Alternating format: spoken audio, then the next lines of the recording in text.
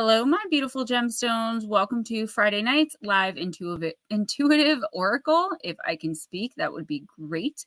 So glad to see you all in here. Just one quick thing I wanted to say for anyone that may be, taking notes or anything like that on the stream.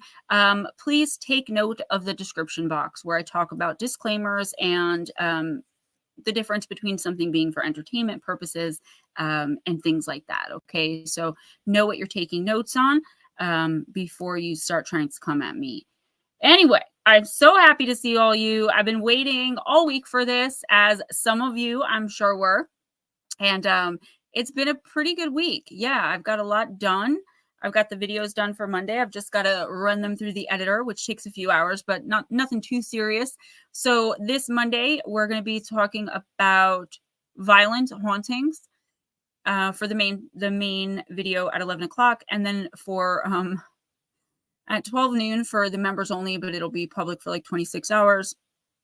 We're going to be talking about high strangeness, but high strangeness and hauntings in the forest. Okay, so it's different than the usual high strangeness when I talk about extraterrestrials normally, because that stuff is highly strange. But I wanted to switch it up a little bit. And yeah, so let's say hi to everyone. Ghostdragonzw, of course. Mama Cindy Lee, hope you're well. Lotus Girl, don't worry, I got your back.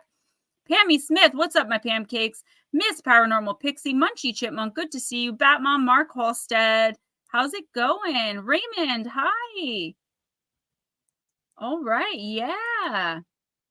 I was telling the Ghost Dragons I was listening to some music, and I was watching the 5 Seconds of Summer video, Dead Man Walking. I don't know if that's the name of the song. It may be it's like that, Young Blood, do you want it? I love that song, but I've never actually sat and watched the video. And it's like this really interesting concept. There are two very elderly Japanese, a man and a woman, and they're holding hands. You can tell they're like in love, probably husband and wife. And a woman comes in, gives them each a pill. They take the pill. They do like a circular spin with the camera, and they're young again. So they're dressed like they're in the 1950s. The 5 Seconds of Summer logos on the leather jackets. The girls are wearing poodle skirts. But the whole time they're doing these crazy things. They're getting tattoos. They're smoking. They're hanging out in bars. They're playing pool. They're being in love again. They're like glitching. And at the end, they just hold hands, and there's like a timer. The guy keeps looking at his watch. And at the end, they just hold hands and pass. And I thought, what an interesting concept, right? That one day we might be there as a society where we can just go back in time for like a 24-hour period. I don't know. If I was old and sick and, ready to move on anyway, I think I would take that pill. I'm not sure. Let's bring in the Ghost Dragons. Haha, caught you red-handed. I don't know. I was writing loud letters to my little gnome. Taking notes? Taking notes. I was taking notes. You told me take notes, so I'm taking notes. Taking notes and taking names. That too. I know a lot of y'all have a lot going on. Just know that I'm thinking about you guys. I've got my own stuff I'm dealing with. I'm trying to process a lot of things personally, and I'm still waiting to be contracted professionally, which has hit me really hard, mentally, emotionally, and a little spiritually too. But we all can only do what we can do, and know that you're in my thoughts all the time. I think about every single one of you that I see in here every single week, and just how you're doing, and hope that you're all just living your best lives, because even though we have more than one life, if we don't live it to the best of our, ability possible, we're going to end up in the next life repeating the same mistakes. And who wants to deal with that? What's up, Roger Blair, Smoochy Girl, Iron Dogger? Yes, it's been forever. Diane Boss, good to see you.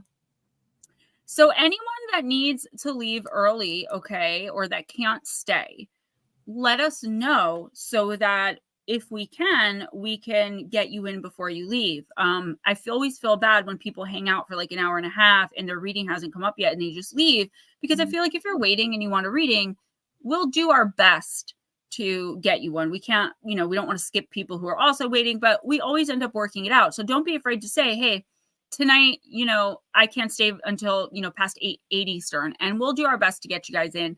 I'm so happy to be here, to see you guys. And I got my pajama shirt on, but I love this shirt. And I was like, I don't care if it's pajamas, I'm wearing it today.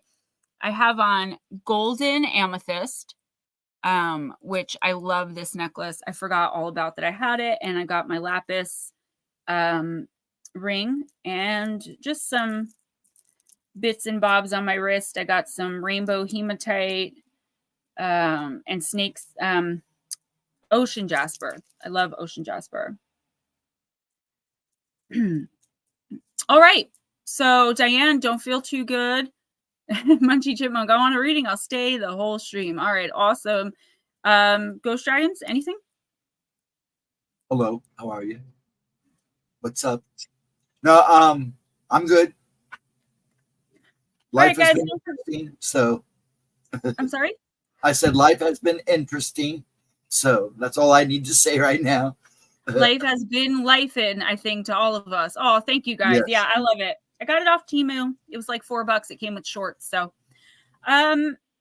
yeah, we just have to really push through this, this time. And again, I talked about it. March is a rough month energetically all of the time.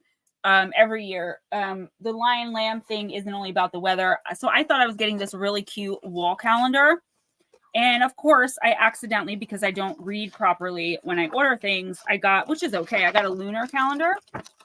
So I wanted to show you guys January's, which is our thumbnail. That is the goddess Hel, H-E-L. We talk about her sometimes. That's January's. So this is going to be our goddesses, guys, okay? February, Medusa. She's beautiful. March, I got Callie. I got Callie this year. I'm going to make sure there's nothing exposed. Everything's covered. December is the worst month. I always struggle in the beginning of the year, like trying to gain traction. Eris is April. Nemesis, May. The Morgan, June. Lilith, and I hate that she's holding an apple because where the Garden of Eden allegedly is, I don't think apples even grow. And it does not say apple in the actual Bible. It says fruit. Thank you, Raymond. Thank you, everybody. August is Electra.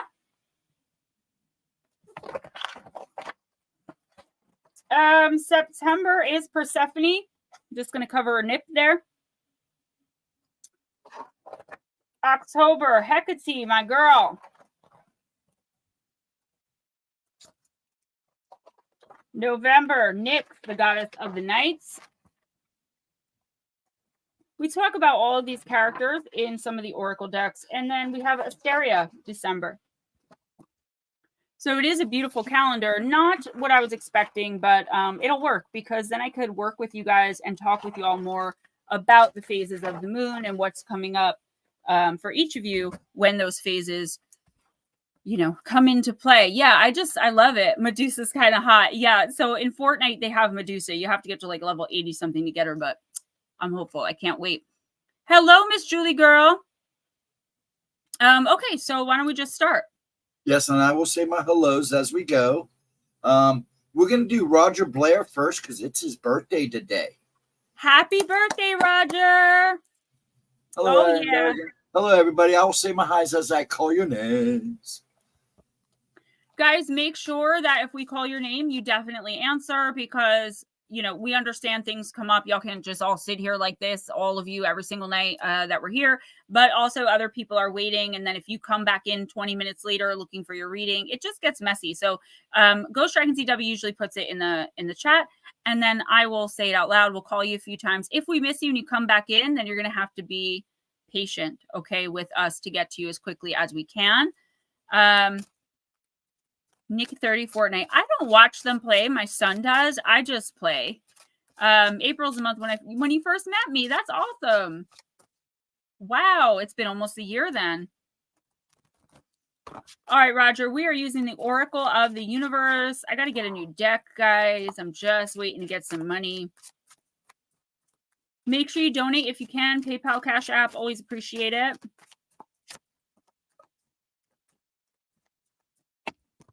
All right, Roger, you got the constellation and galaxy Andromeda, the card of sacrifice.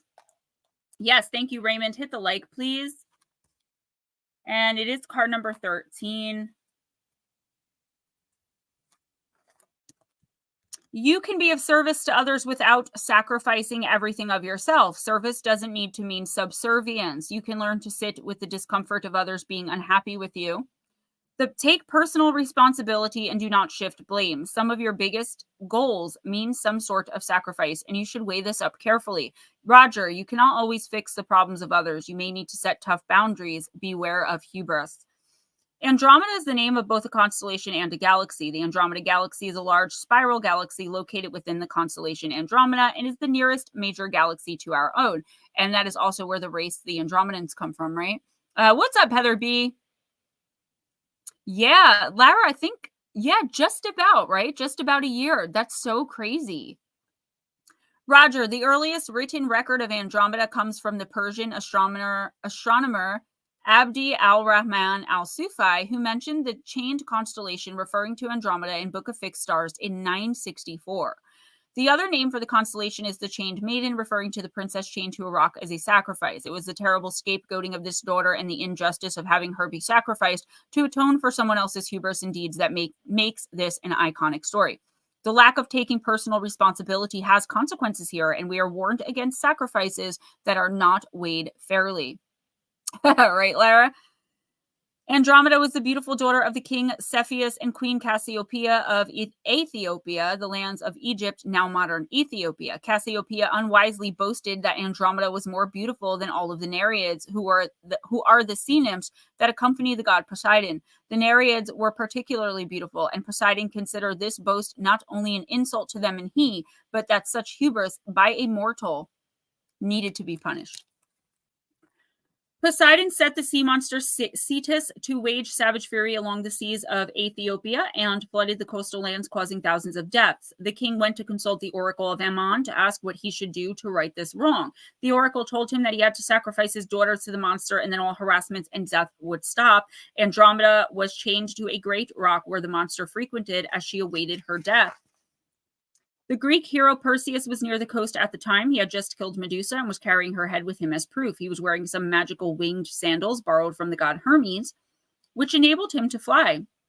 As he looked down along the edge of the sea, he saw Andromeda and at first took pity on her, and as he got closer, he was taken by her beauty and questioned her on her predicament. She told him why she was chained there, and he swore to rescue her. He traveled to her father and negotiated her freedom and hand in marriage if he was to kill the monster. Using the magical sword he used to slay Medusa, he battled the monster in a tough and bloody battle. When he prevailed, he flew back to the king's castle with his princess and claimed her as his wife. Wedding plans were made, yet not everyone was happy. Andromeda was originally slated for marriage to her uncle, Phineus, who had planned to kill Perseus at the wedding. Phineus enlisted a small but fierce group of men to help, all with the king's blessing. As the wedding began, Perseus saw the men readying to fight and pulled out the head of Medusa and showed it to them all. Of course, anyone who gazed upon Medusa would be turned to stone, and this magic worked even upon her death. All of the attackers, including the king and his brother, were turned to stone. The couple were not only free to go, but were the new king and queen, if they wished it. Andromeda and Perseus lived an interesting life and had 7 famous sons. The goddess Athena, always with a soft spot for heroes and their families. What's up, Jarvis? Raised up Andromeda into the sky as a constellation after her death as a reward for their service and for the slaying of Cetus. The constellation contains the stars of Perseus, of course, together forever. Words of power, I can serve myself and others without subservience. So, Roger, here's the thing. Someone here is asking way too much of you. But they're kind of like making you feel like they're asking for a bare minimum, right? So it's like, and if you don't know what I'm talking about, you know, you will. This is your birthday. This is renewal energy, rebirth energy coming into your life. And it's like you have to weigh the things that you want to keep going forward and the things that you really have outgrown that no longer suit you.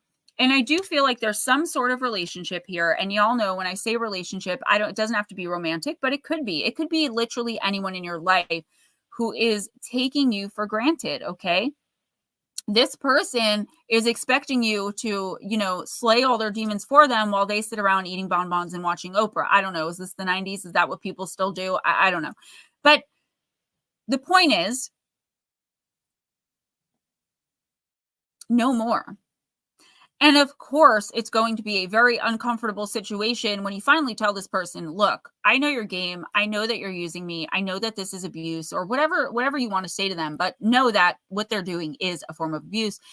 Call them out. Now, the thing is, if I'm not a doctor, I can't diagnose anyone as a narcissist, but if you're dealing with a narcissistic or other type of toxic, lower vibrating person, calling them out isn't going to do anything because they're just going to switch it around on you. They're never going to be accountable. The best revenge on someone like that is living well and moving on, not giving them access to you, letting them really feel their loss of control and not having emotional responses.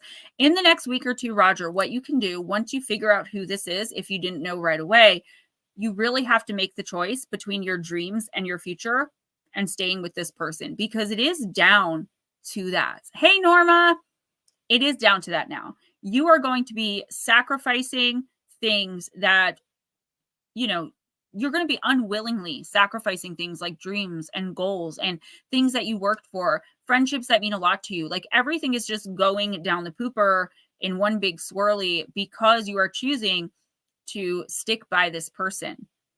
And this person, I don't care if there are moments of clarity. I don't care if there are times when they seem like they're going to change. They are not going to.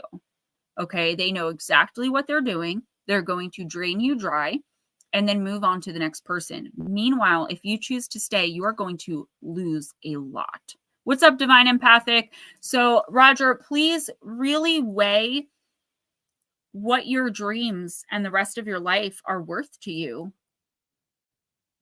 Because I feel like there's this energy of like, well, that would be a lot to have to like confront this crazy person who could snap at any minute, or, who has this type of control. Maybe they're your boss and they can fire you. Like, it doesn't matter. You're to the point now where it's going to make or break you. You're either going to walk away or you're going to become even more broken. All right. So that's what you've got to look forward to in the next 2 weeks. Remember that confronting someone doesn't necessarily mean you're being confrontational.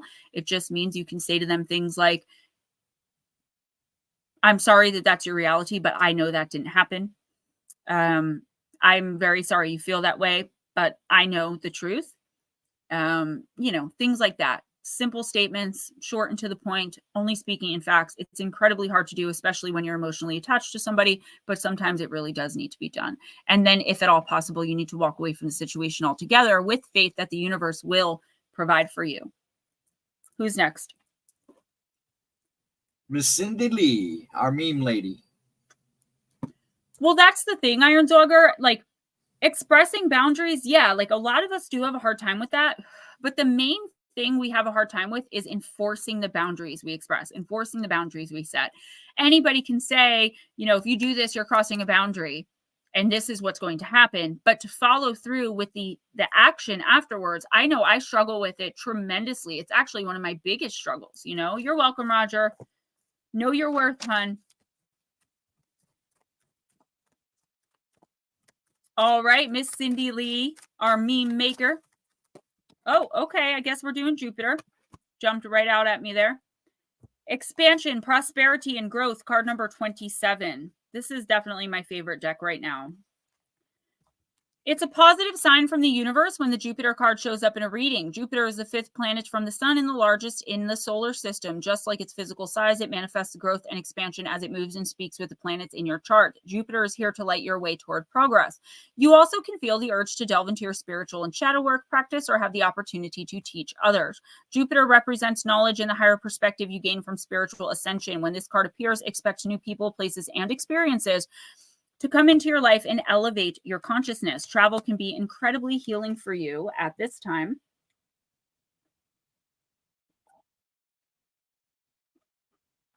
Divine, that's funny. In ancient Roman mythology, Jupiter was the king of the gods, known as Zeus in Greece. He controlled the sky, thunder, and weather. Jupiter rules over the optimistic fire sign of Sagittarius and the intuitive water sign of Pisces. Give me 1 sec, please. Sorry about that. I just want to look something up real quick. I have so many things pinned as favorites. It takes a minute to pop up. With each representing one of the planet's 2 sides, Sagittarius invokes the lucky, expansive half, while Pisces invokes the spiritual, intuitive, and imaginative side. In your birth chart, your Jupiter sign can indicate how you create wealth, experience and growth in your life. It reveals what comes easily to you, what your talent is, and your key to abundance. Identify your Jupiter sign in your birth chart and check the following list to see how you manifest through this planet of growth.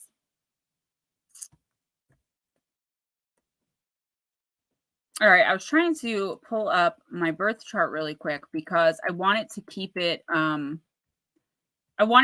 open as we go through these cards.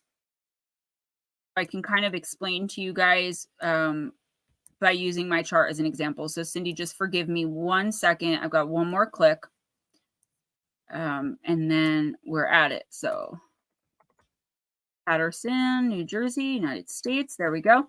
Okay.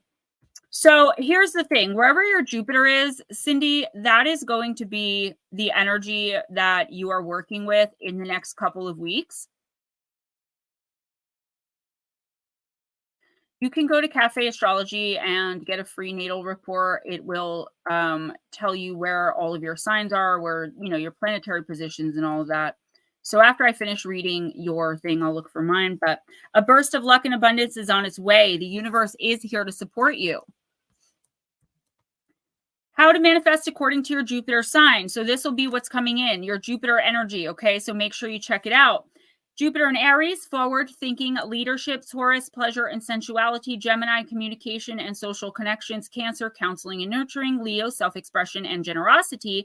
Virgo, service and organization. Libra, relationships and equality. Scorpio, business-mindedness. Sagittarius, inspiring optimism. Capricorn, discipline and patience. Aquarius, humanitarianism and innovation. And Pisces, intuition and creativity.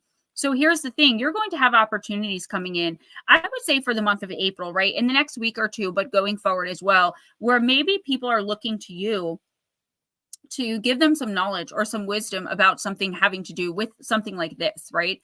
So like someone asking you a question about ascension or asking you a question about wherever you're at right now in your spiritual journey, there is somebody coming in that needs that knowledge so that they can move forward in theirs. I would caution you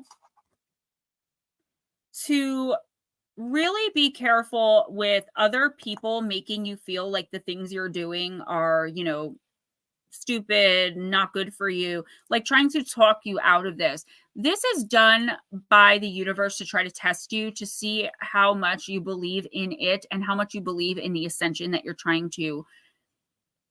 aspiring to. Okay, so there are going to be people here that are going to think the fact that you come into Oracle is very strange. They're going to think the fact that you believe in, astrology is strange, whatever it is, like your personal spiritual beliefs and things that you're doing that you feel really good about might come under attack in the next couple of weeks. And I don't mean like literal physical attack, but people really questioning you and making you feel some type of negative way.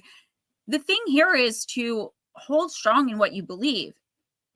Nobody has to believe the same thing as you. You believe what you believe based on your own experiences, your own instinct, right? So it's nobody else's place to tell you what you should and shouldn't be doing, should and shouldn't be believing in. Now, if someone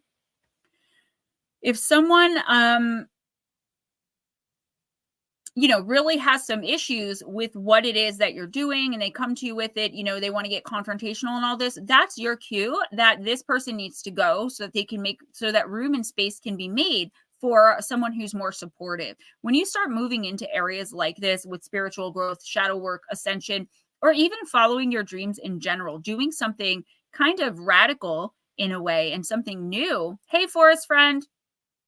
There are going to be people that give pushback because that comes from ego. That comes from this fear of you're not going to be there for them in the same way, or you're going to move on from them. And unfortunately, it's their behavior that causes this. Don't let anyone sway you one way or the other when it comes to you working on you, okay? And your personal growth, especially in the next 2 weeks. If you can get through that and really kind of deal with these people in a kind, loving, but very firm, put my foot down type way, you are going to be rewarded with opportunity to really help others move into this incredible space that you're going to be finding yourself in. So, okay, I just want to look real quick at my Jupiter. My Venus is in Aries. Wow, my Mars is in Aries. Saturn in Scorpio, Uranus in Sagittarius, Neptune, Pluto. So where's my Jupiter? Oh, my Jupiter is in Sagittarius. Okay.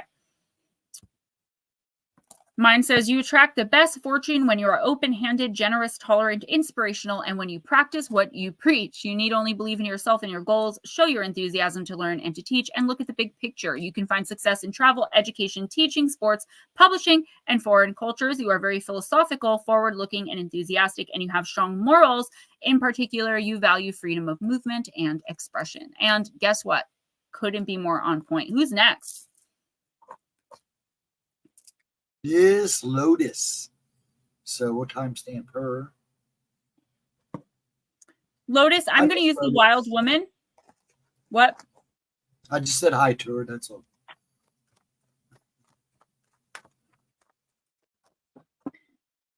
You know, I don't mind when cards pop out, but this is like every single deck now that this is happening, and it is a little frustrating. So, all right. So you got Home at Last, the card of aloneness, card number 35.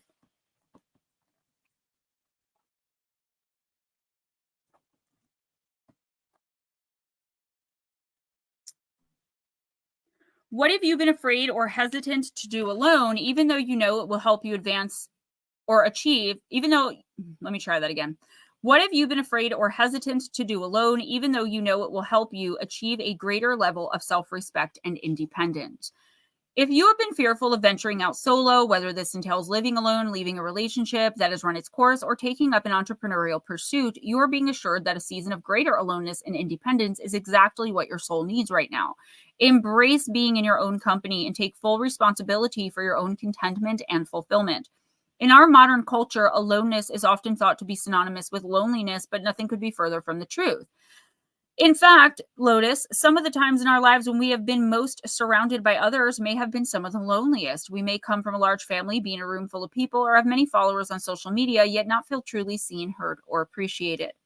To be alone, however, is to be fully comfortable and content in one's own company and to get to know ourself with a capital S at a much deeper level. A woman reads in the wee hours of the night in solitude, accompanied only by the sounds of her purring cat, the crackling fire, the wind howling outside her window, and the faint tick-tock of the clock. On the pages of the open book on the floor is a quotation from Charlotte Bronte's novel Jane Eyre. Quote, I can live alone if self-respect and circumstances require me to do so. I need not sell my soul to buy bliss. I have an inward treasure born within me, end quote, which symbolizes the decision this woman has made to live alone for the first time as opposed to living in the company of another who made her compromise her self-respect and made her feel truly lonely. So I don't really feel like this is a separation from someone or from people. I feel like this is you venturing off on your own to finally do something you've been wanting to do for a long time. And it could be something as small as going on a weekend getaway with yourself. This is something that you've considered before, Lotus, okay, that you've thought about doing, but you're like, no, the business needs me, Porcupine needs me, my kids need me, like I can't do this. Something is calling you somewhere. And I don't know where that is. It could be, the bed and breakfast down the street. It could be a rental that you own that's empty. There is some space here that you're being called to because you need time to be in your own energy. Okay. All of the distraction of everything else that's going on in your life, in other people's lives, all of these things that you're dealing with through other people, it's like it's keeping you distracted, but it's also making you lose focus of your main goal for you. What is your main goal? Where do you want yourself to be in 10 years? And how are you going to get there if all you're doing is problem solving for everyone else?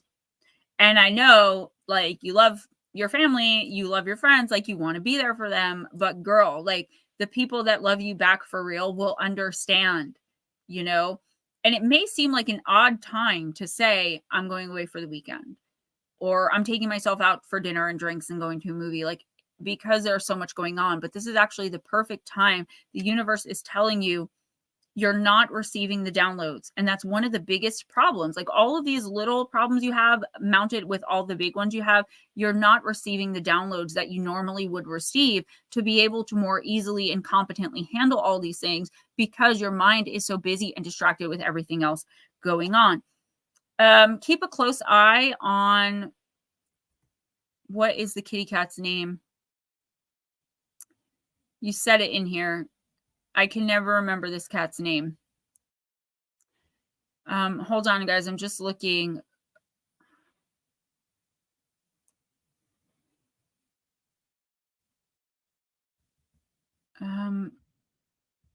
The cat that you're having the issues with, the name begins with an M. Just pay close special attention to her. The TikTok of the clock with the cat meowing sent a message to me that things may not work out as everyone is hoping, but maybe spend some time with the cat. Smoochie said 2 shorts this morning. I'm never good enough. Made me cry like a baby. I don't know what GAAAY short meant. I didn't do any shorts like that. If you mean the Gen Z one, that's one of my favorites. And the cat's name is Monkey. Monkey. I keep going to say Munchkin. Okay, so Monkey. Just spend some extra quality time with Monkey, like I know you've been. I don't know if Monkey has that much longer or is going to make a miraculous recovery. Smoochie, yeah, that's just a song. The According to You song. I love that song. I was holding back tears doing that short. My cat's name is Nessa, yes. Ooh, Burger King sounds good. Who's next?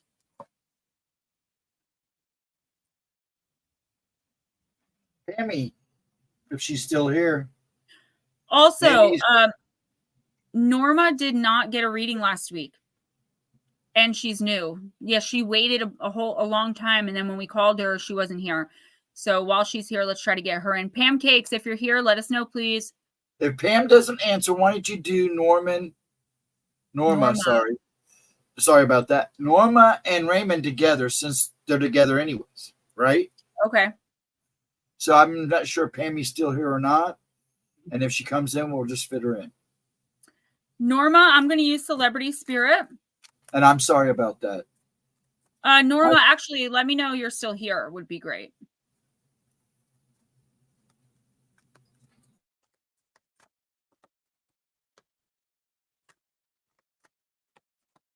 You don't have to be sorry. It wasn't your fault. We just didn't fit her in because we had so many people. And by the time it was her turn, we were ending. She was gone.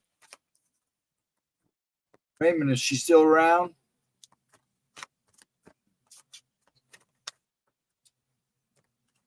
Well, hello, daughter of mine. Hi, Ashley.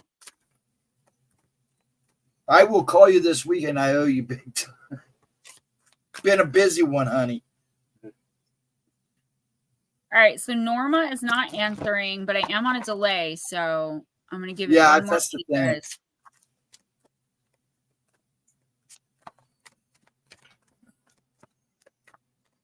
Well, go ahead and do Raymond. We know he's here. Yep, Norma she's in the shower. Okay, so I'm gonna read for her, and then you can let her know. We'll do a timestamp in the I'll just do them together, and I'll put them together in the timestamp. Okay. Munchie Chipmunk, I see you, girl. All right, Norma, you got Judy Garland. Think big. Card number 6. Think big. So her main goal while she was here, I always forget what this is called. I'm just going to call it the title, was legend or innocent. I'm sorry. Why did I say legend? Prodigy, idealist, and creative talent. Judy Garland was born Frances Ethel Gum. She was born on the 10th of June, 1922 and died on the 22nd of June, 1969.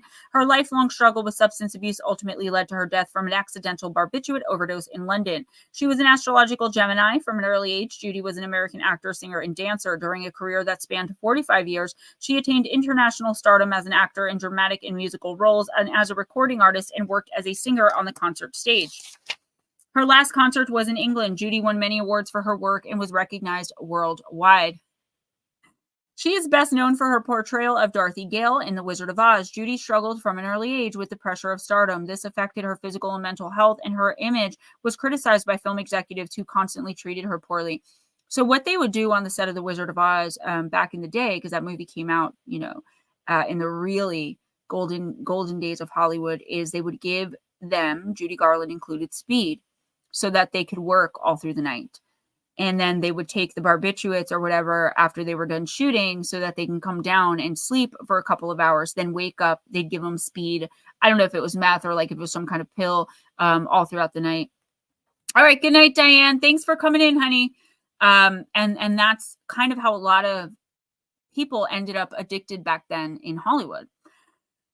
The message: always be a first-rate version of yourself, Norma, instead of a second-rate version of somebody else. When I channeled Judy, I felt her vulnerability, sensitive nature, and the sense of duty she always felt she had to have at the expense of her own identity. She came across as very sweet and childlike.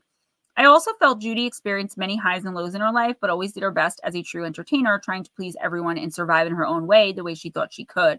Even though Judy had many downfalls in her professional and personal life, I felt she had the power within to get back up again and keep going no matter what the odds, and often to her own detriment.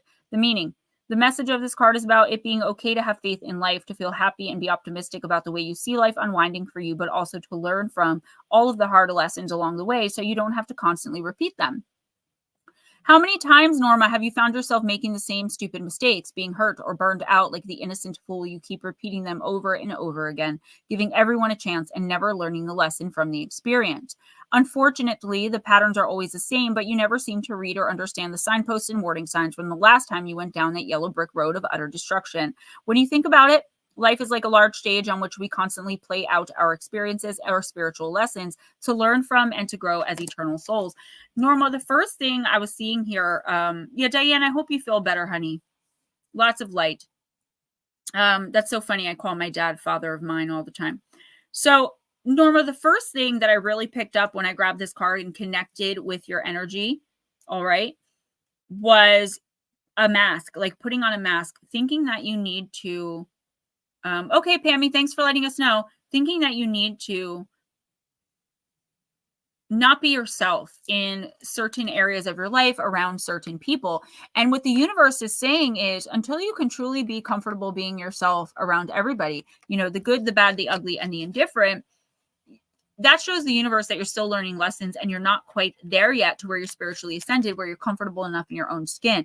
You probably have had recently or in the far past, a lot of judgment placed on you where you understood that, like, as long as I'm pretending to be okay with this person, I'm good. As long as I'm pretending not to be okay with that same exact thing with that person, I'm good.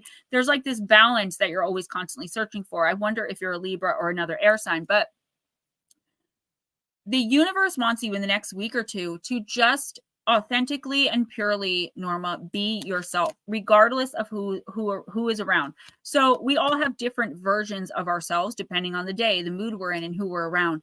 But this is like to an extreme degree, where like there's only a couple of people who know who the real Norma is. Like, you have to pretend to be okay with certain things for certain people to want you around or to like you. You can't express your dissatisfaction or your displeasure. You can't speak up and defend yourself. And here's the thing, you're not a weakling. You're a woman and you're allowed to have opinions and ideas. And anybody who doesn't accept that, they're the problem. You can disagree with someone and still love them and be there for them. Or you can disagree with them and criticize them and try to make them feel like crap or make them feel like they're not good enough or like they're always the problem. And I feel like you've experienced a lot of that in your life, even if you're no longer experiencing it. It's like it's created these alternate ways of being for you. And the universe wants to put you to the test. Okay. In the next 2 weeks, just be honest. Remember, love doesn't have to hurt. An air sign. Okay. That's the balance looking, right? And the Gemini with the many masks, that makes perfect sense. Just like Judy Garland was. It's like, be brave enough in the next week or two to be yourself. I feel like there is something coming in that could be a little confronting, where you're put on the spot and you have to agree or disagree with something. And that your real feelings are to say disagree. But you also know you're going to get hells. Love never has to hurt. Honesty should never be brutal, right? We can state our opinions and we should be around people all the time where we feel safe enough to be vulnerable enough to express our emotions and our opinions, even at the risk of our emotions and opinions, maybe bothering someone else. We're all grown adults. We should be able to talk about these things, not be giving people the silent treatment because, I don't know, they're doing something that we don't agree with, you know, say someone doesn't like pink hair, so they don't love me anymore because I'm on YouTube wearing pink hair. Like, it sounds ridiculous, but things like that really do happen. I'm not saying that happened to me. I'm using that as an example. So to break it down, in the next week or two, be blatantly honest, okay? Not brutally honest, because honesty should never be brutal. Blatantly honest with your likes, your dislikes, your opinions, your thoughts, and your feelings. And guess what? You're going to find out who really cares about you by the people who still want to spend time with you, even if they disagree. You can agree to disagree and be grown. There are people around you right now who are like, whether they're actively doing it or not, have bullied you into this sort of subservience and submission that you have to toe the line whenever you're with them. That's not acceptable anymore. It's time for you to put your foot down and just shine. Just be you, beautifully, amazingly, abundantly you. And as soon as you can step into that role more comfortably, the universe is going to bless you. What's up, Mandy girl? All right, Raymond.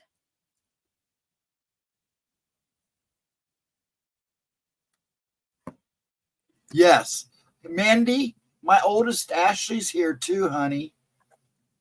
Why are you saying my oldest Ashley? Like, she's not going to know who Ashley is? Well, it's been a while. I may have to pop out and come back in. I'm freezing really bad. Okay, go ahead. All right. Raymond, that's the thing. That's a conditioning, right? It's a social conditioning, whether it started in the home with her parents and her siblings, or whether it started as she grew and just didn't make the right types of friends, right? I'm very familiar with that type of feeling, that type of energy. And it's very hard sometimes because you're made to feel small when really all you're doing is being you. And when someone always makes you feel like you're wrong or you're the problem, and they are never, ever accountable for your feelings or how they've made you feel, you can hurt someone's feelings and accept that you hurt someone's feelings, right?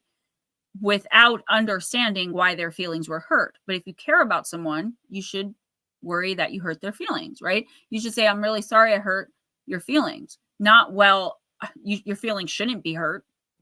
I'm not going to apologize because your feelings shouldn't be hurt. Those are the type of people we're talking about here, and they're toxic AF. She should get rid of them immediately. I know it's not that easy. Help her work through that, okay? She is your diamond. You are so sweet. I knew who she was as soon as she came in. I think it was last week, the first time she ever came in, and she said her name. I said, "Oh, you must be Raymond's wife or fiance." I knew because, and I did tell her that you always speak very highly of her and kindly about her. So it was cool to get to meet her. Raymond, I'm using the angels and ancestors. And if you're listening, please just let us know you're okay. Got a special request. Please read for my hubby instead of moi. Okay, well, do you both want to read? Together? Yeah, we'll do them both together, but I don't know hubby's name. Oh, you guys are so sweet. I love it. Reuniting on the Gemma Jade show. It's been a while. That's so cute. I love it.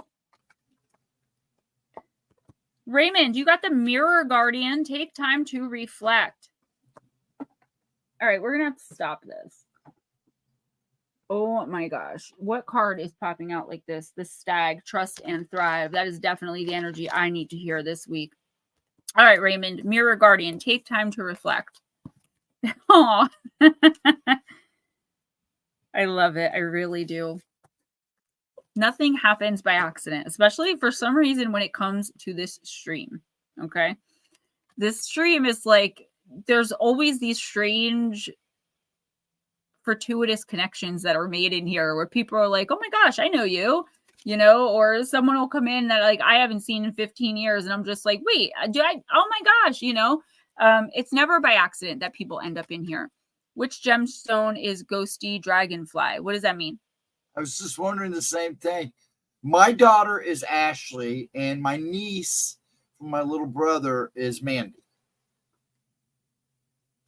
If that's what you're asking. Now I'll shut up so Gemma can do her job. Raymond, take some time to reflect on your strengths and challenges and how far you've come. Recognize your gifts. Angels accept you just the way you are. Even when you're going through a challenging time, they still hold you in the highest esteem. The mirror guardian, a female angel looking into the mirror of life, invites you to witness your spiritual strength and beauty and to see yourself as the angels do.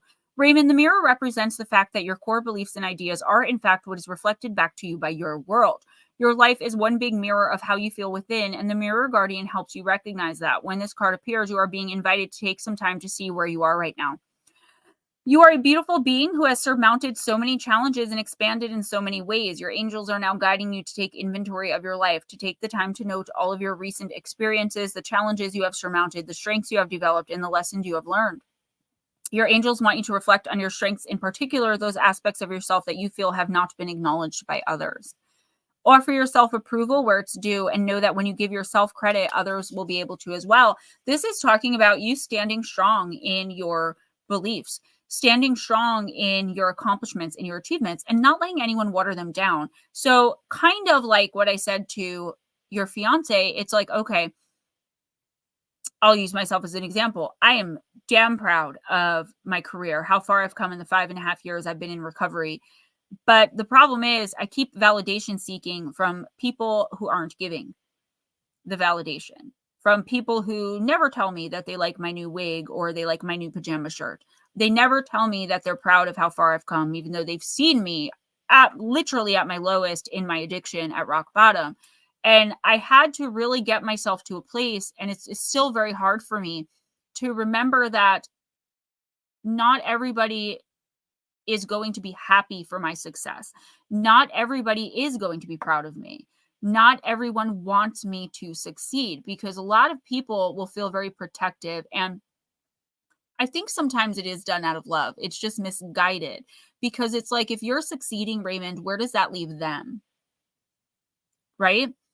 Obviously, you would think, like, if I'm doing big things, the people I love most are going to be with me doing these big things. But some people cannot see past the fact that you have gotten your life straightened out, and maybe they haven't, at least not to the extent that they wish to have by now. So you could be doing so much better than them, and you know you are, but you're still validation seeking from them, because there was a point where they were doing better and you were going to them. I have someone in my life like that, who, whenever I'm down and out, we are so close. Whenever I need something from this person, and I'm always like, hey girl, can you, pick me up like whatever. And they're like, oh, I'm so happy to do it. So, but when I have like my own money and we go out shopping, suddenly there's like this air of jealousy around it.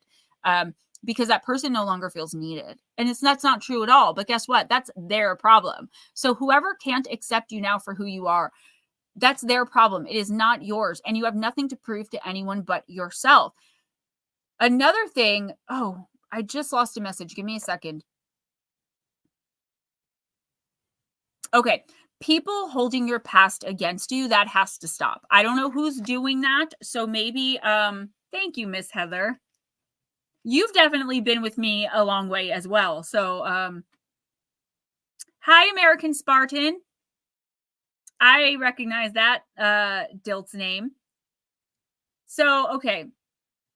People not like, you don't have to prove to someone that, you've got this job. You don't have to prove to someone that you're in recovery. You don't have to prove to someone, like, you have nothing to prove anymore. And I feel like there are still people who are looking at you like you are still this person at rock bottom in your life. And like, how dare you try to convince them otherwise? Guess what? Let them go. Walk away. Okay. Just walk away and just understand that it was meant to be. Okay. It was meant to be. You learned your lessons from this person. And sometimes that could be really hurtful, because it could be family members, it could be parents, even children. So make sure that you are comfortable enough with you, and you're validating yourself enough that you're not looking outside of yourself for validation. If other people give it, that's great. And that's going to be a major challenge for you in the next 2 weeks. Munchie Chipmunk says, the best thing I learned was that if you don't set up that expectation of them saying, hey, you're doing a great job, then you don't get that letdown when they don't notice, and still be proud of how far you've come. Right. When any kind of expectation, when we have and it's impossible not to have expectations, we're human beings, but when you have that expectation of someone, you're always setting yourself up for a possible letdown, because human beings are flawed, right? Is that your baby daddy? Is that what you just said? I love it. I recognize the last name. the end result does make it worth it, Munchie. It's hard. You know, when I have a new book come out, I want to celebrate. I want to dance around my kitchen and you know, go out to eat and you know, I wanted to be an author since I was little, since I was 5 years old. It's been one of my many dreams. But I've just come to kind of understand that I'll celebrate in my own way and I'll validate myself. Who's next? Divine.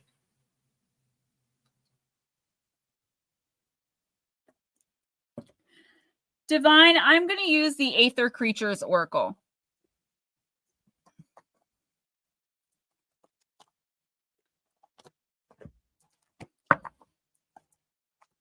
It does. It takes a lot of time. And I don't think it can ever really be perfected because, again, as human beings, we have expectations. And we tend to put expectations on people of like things we'll do. You know, we expect everyone to love the same way we do and to be trustworthy the same way we are. And the fact of the matter is people just aren't, you know, not everyone is that way. People are learning different lessons. It's very hard not to hold that against people either and like be hateful because it's like, what the hell? But we have to remember that that is their lesson that they have to learn in this lifetime. Whether they learn it or not has nothing to do with us. Walking away from drama and the misery loves company crowd or the tween behavior from 50-year-olds, it'll free your soul. Iron Dogger, you are so right. I was talking to my friend Donna about that today. I'm like, I don't understand who I'm dealing with. Like, I'm dealing with grown-ass professional people, and they're behaving in these insane ways. Like, how are you raised? Who is your mama? You know what I'm saying? Hard to accept. Yeah, but you know what? You've earned that. And that might be another test here is like accepting yourself as you are now. Getting rid of the guilt, the shame, the fear, the regret, all of that lower vibrational demonic type stuff and moving into the light. Understanding that you are worthy. You are worth it. Okay, you don't have to, Bat Mom. It's okay. There aren't like a million people in here. Spartan. Okay, let's call him. I don't remember the name, but let's get him in. We don't have to do him with Bat Mom. Thank you, Raymond. Yes, and it's hard, you know, stop looking backwards because you're not going that way. But sometimes people want to shove your face in the past and use it against you and weaponize it. And I think for me personally, that's the hardest part for me because it's like they don't want to recognize how far I've come, how much I achieved, and how they used to beg and pray and like literally be on their knees for me to just stop doing this or stop doing that or just do this. And now that I'm finally doing it, all there is criticism to what I'm doing. There's like no memory of the pain and suffering I put them through in that other space in my life. Yes, the universe does have your back. All right. Miss Divine Empathic.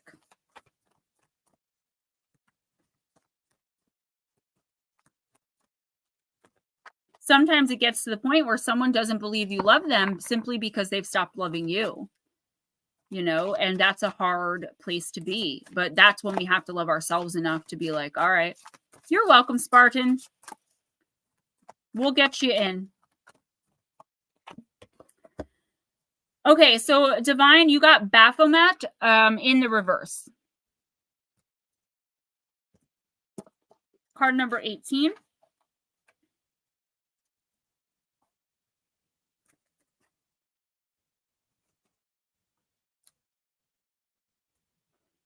Okay, I'm just trying to find it. Sorry, guys. And Spartan is at work, so we want to get him in as soon as possible.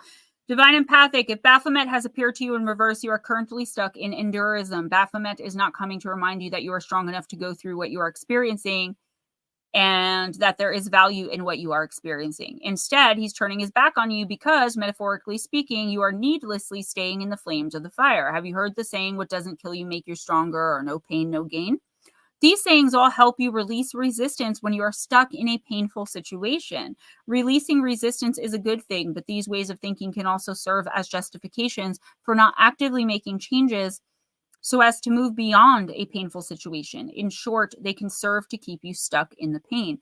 Remember, we talk a lot on this channel about the comfortability, you know, the comfortability complex we all have. We're like, no, I'm comfortable here. It doesn't matter if, I'm dying inside and I can't breathe. I'm comfortable. All my stuff's here, Releasing resistance is a good thing, but these ways of thinking can also serve as justifications for not actively making changes so as to move beyond a painful situation. In short, they can serve to keep you stuck in pain. Endurism is just as unhealthy as escapism. It's a coping strategy, Divine, a way of dealing with the perception that you are helpless to get your needs met. Unfortunately, it will only ensure that you will spend your life coping with pain instead of creating a life that you enjoy. If Baphomet appears to you in reverse, you most likely believe there is some virtue in choosing to keep suffering in a situation where you could get out of that suffering instead. Paradoxically, by indulging in endurism, we are in fact escaping something. That something is the fear of making a change and the responsibility required to actually make the change. Our ego often fears that once we make the change that will enable us to progress and reach our joy, we will become a bad person and therefore lose connection with the people and things we want to be connected to. Because of this, we especially tend to slip into endurism within relationships. If Baphomet has come to you in reverse, become acutely aware of the situations in your life that you think you have to simply endure. Notice the excuses you make so as to justify enduring those situations. Look for ways to actually do have a choice in the situations you're stuck in. Look at the things you could do to make a change. Stop enduring the situation and change it and get out of the flames. There was something in here.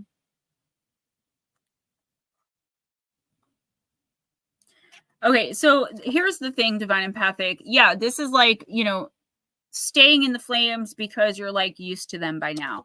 This is a comfortability in a situation. It doesn't have to be like a romantic relationship. It could be anything that you are merely enduring. And the fact of the matter is, we are not put here to simply endure. We're put here to produce and to love. Love is the main thing. Love is the key. But I really hate when people say, well, you don't give up on the people you love. Yeah, sometimes you do. Not giving up on them as in never thinking of them again and completely cutting them off. But sometimes we have to remove ourselves from relationships and situationships that are just no good for us anymore. Right? Regardless of how the other person's going to feel about it. Because there are certain relationships where we feel that we're trying and trying and trying, and the other person is just taking and taking and taking. And eventually we get to the point where we're stuck, stale, and stagnant. Love at arm's length. Exactly, Mandy. Divine Empathic, there is something here that you are comfortable in, and you may not even know what it is right now. Take the next couple of weeks to really think about it and commune with your guides, okay? Speak to your loved ones and really try to find a way out, okay? Even if it's like going to take a few years, just you have to come to the conclusion that this is not working anymore, okay? Not this isn't working right now, but no, there's no maybes here. It's not for you anymore. It's a person, a place, a job. It doesn't matter. It is time for you to move on. You have long outgrown this. This could be something coming in from the past, like the offer of having a job back, an ex-relationship. It could even be an old hope or dream that you're still lingering and like clinging on to, like, okay, I'm not going to move to, I don't know, Texas or I'm not going to move to Antarctica for this amazing new job that I've dreamed of my entire life, because there's still a 4.9% chance that I can become a famous singer in 10 years. It sounds ridiculous, but that is how our brain works. Take chances. In the next week or two, take chances, obviously not risks, dangerous risks to your detriment. Take chances. Really think from an unbiased outside perspective on the things in your life that seem very perpetual and that don't bring you any happiness or joy, and find a way to move away from them, even slowly if possibly. In the next 2 weeks, just distract yourself from them and see how much better and easier things are and your life feels without the constant focus on this one thing. Who's next? Can we do Batman's man? What I was going to do, because actually they're only a couple away. Okay. Do Pixie, Chipmunk, then you can do Batmom and him, and then we're good. We're still on schedule. All right, Miss Pixie, I am going to use, let's see. I'm going to use the Energy and Spirit Oracle for you.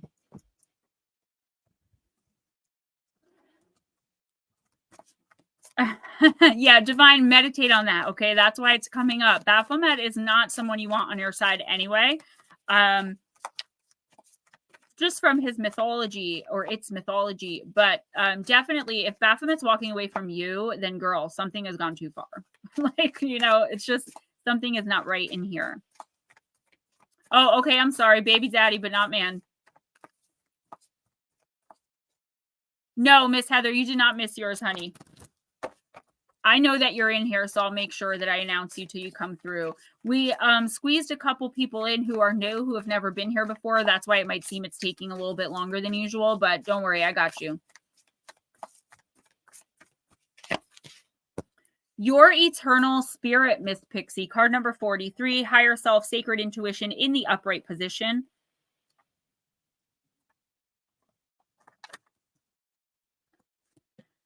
People often define themselves according to their restrictions of their human bodies and mental and emotional patterns. They rarely focus on the unlimited power and value of their spirit. But if this is your approach, it only limits your happiness and your experience of value in the world.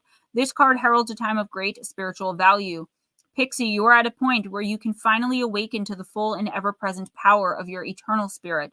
This very real side of you preceded your present self, going all the way back to divine consciousness, the source of your true identity.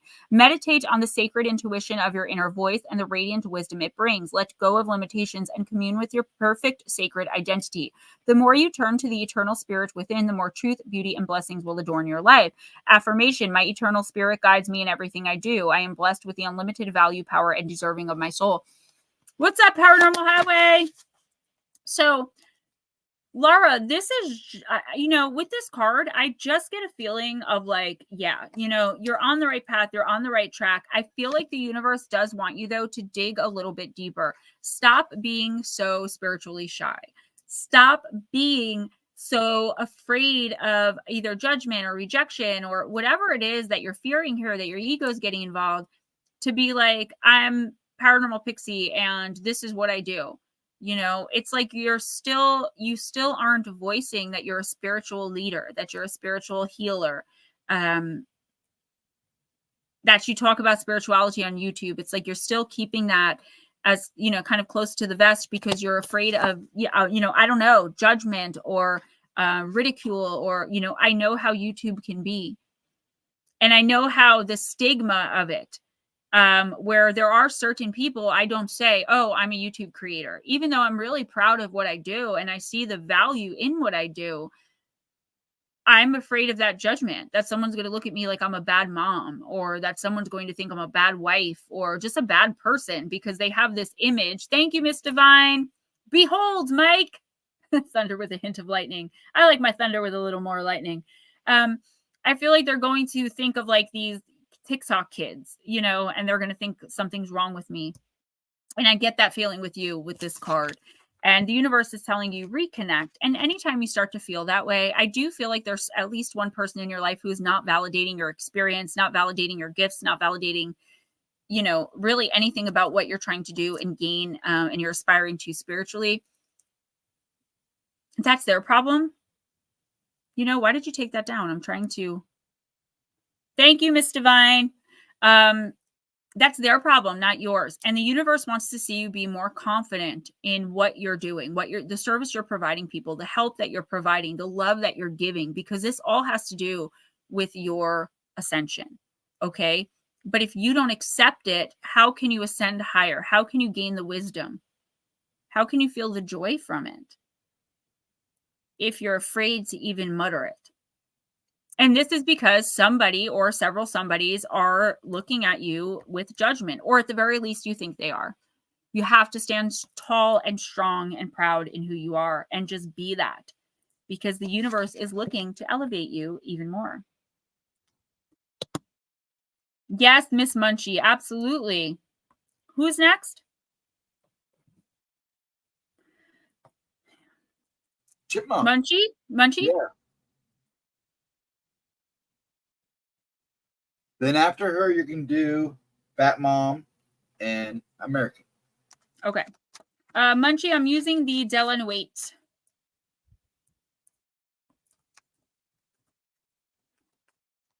Munchie Chipmunk, absolutely. You can be the sunlight. And you know, again, people that you think you can trust will really hate that about you.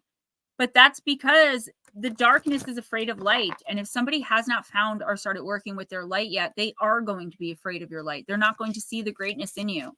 They're always going to try to remind you of who you were beforehand, especially if you have a past. You know what I'm saying? They're always going to remind you of how low you once were, or, if your thoughts change. Like, for instance, say 10 years ago, you didn't believe in spirituality, or someone like me, I didn't work with my gifts. I didn't talk about them. I didn't want to deal. Now someone will say, oh, you suddenly became a psychic. First of all, I'm not a psychic. And secondly, no, you don't become these things. I'm suddenly able to talk about it now. I'm suddenly stepping into my power and able to work with it now, right? So for those people, I say afangu.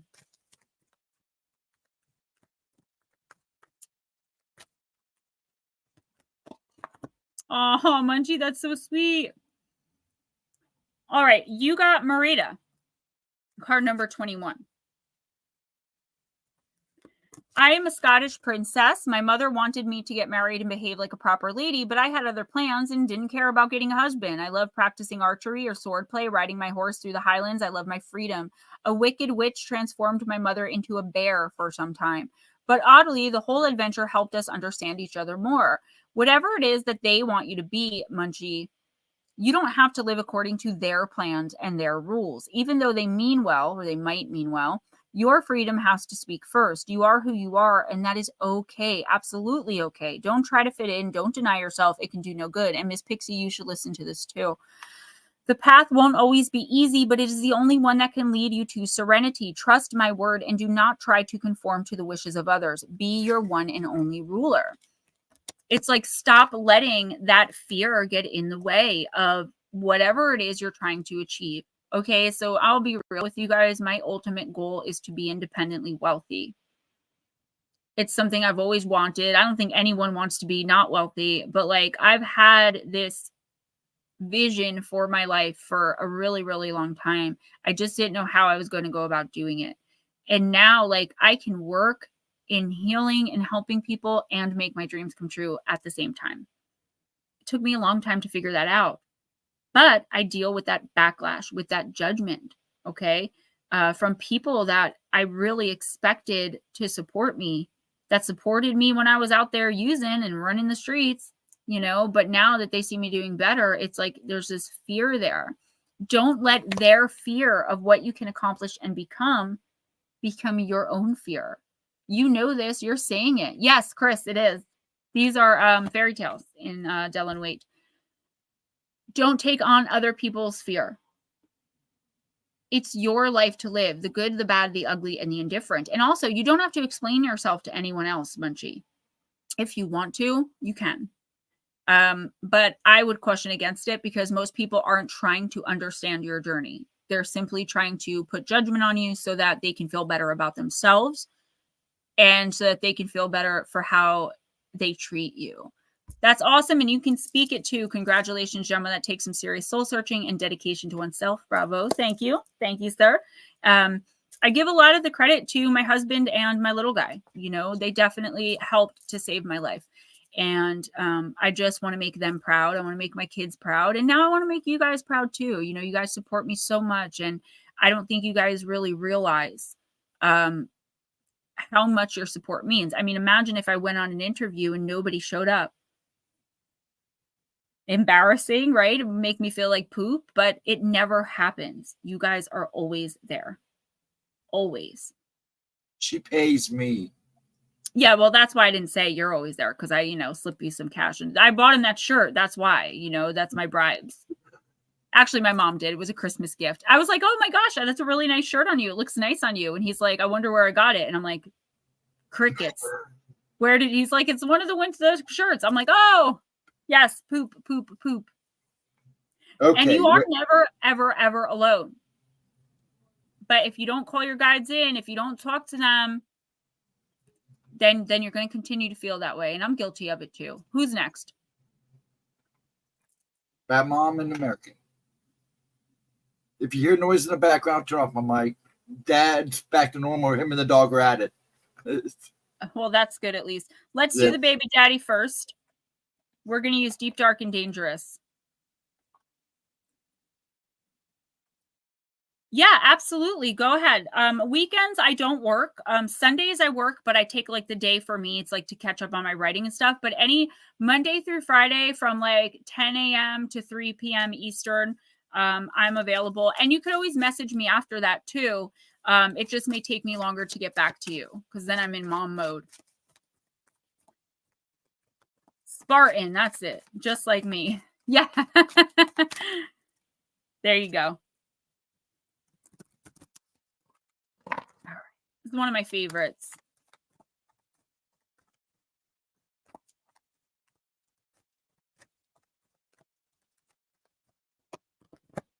Okay, you got Apuk. Sounds like a sneeze. Apuk. So are you. Thank you. This is the card of fear. Does anybody else see like a lesson forming here? Card number 12. It's a deep card.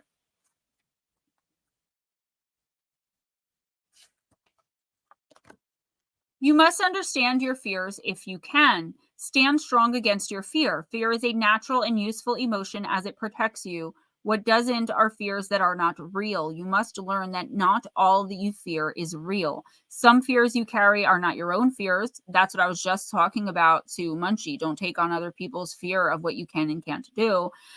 Confront your fears and know that death is a part of life. There are some gods who truly are frightening, and this is part of the work that they do. Apuk, the Mayan god of the dead, is one of these deities. He comes out of his underworld home, the nastiest of the 9 levels of hell, called Mitnal, stretches his skeletal body, and smiles his sharp, wide-toothed grin. Sounds fancy. Then he begins to make his way through the human village along the stone pathways. The Mayan people rightly feared death because of the horror said to await them should they go to this hellish place, and they were always aware that Apuk could indeed be waiting to take them around the next bend. With his cadaverous body and frightening smile, he wears bells and a headdress of human bones.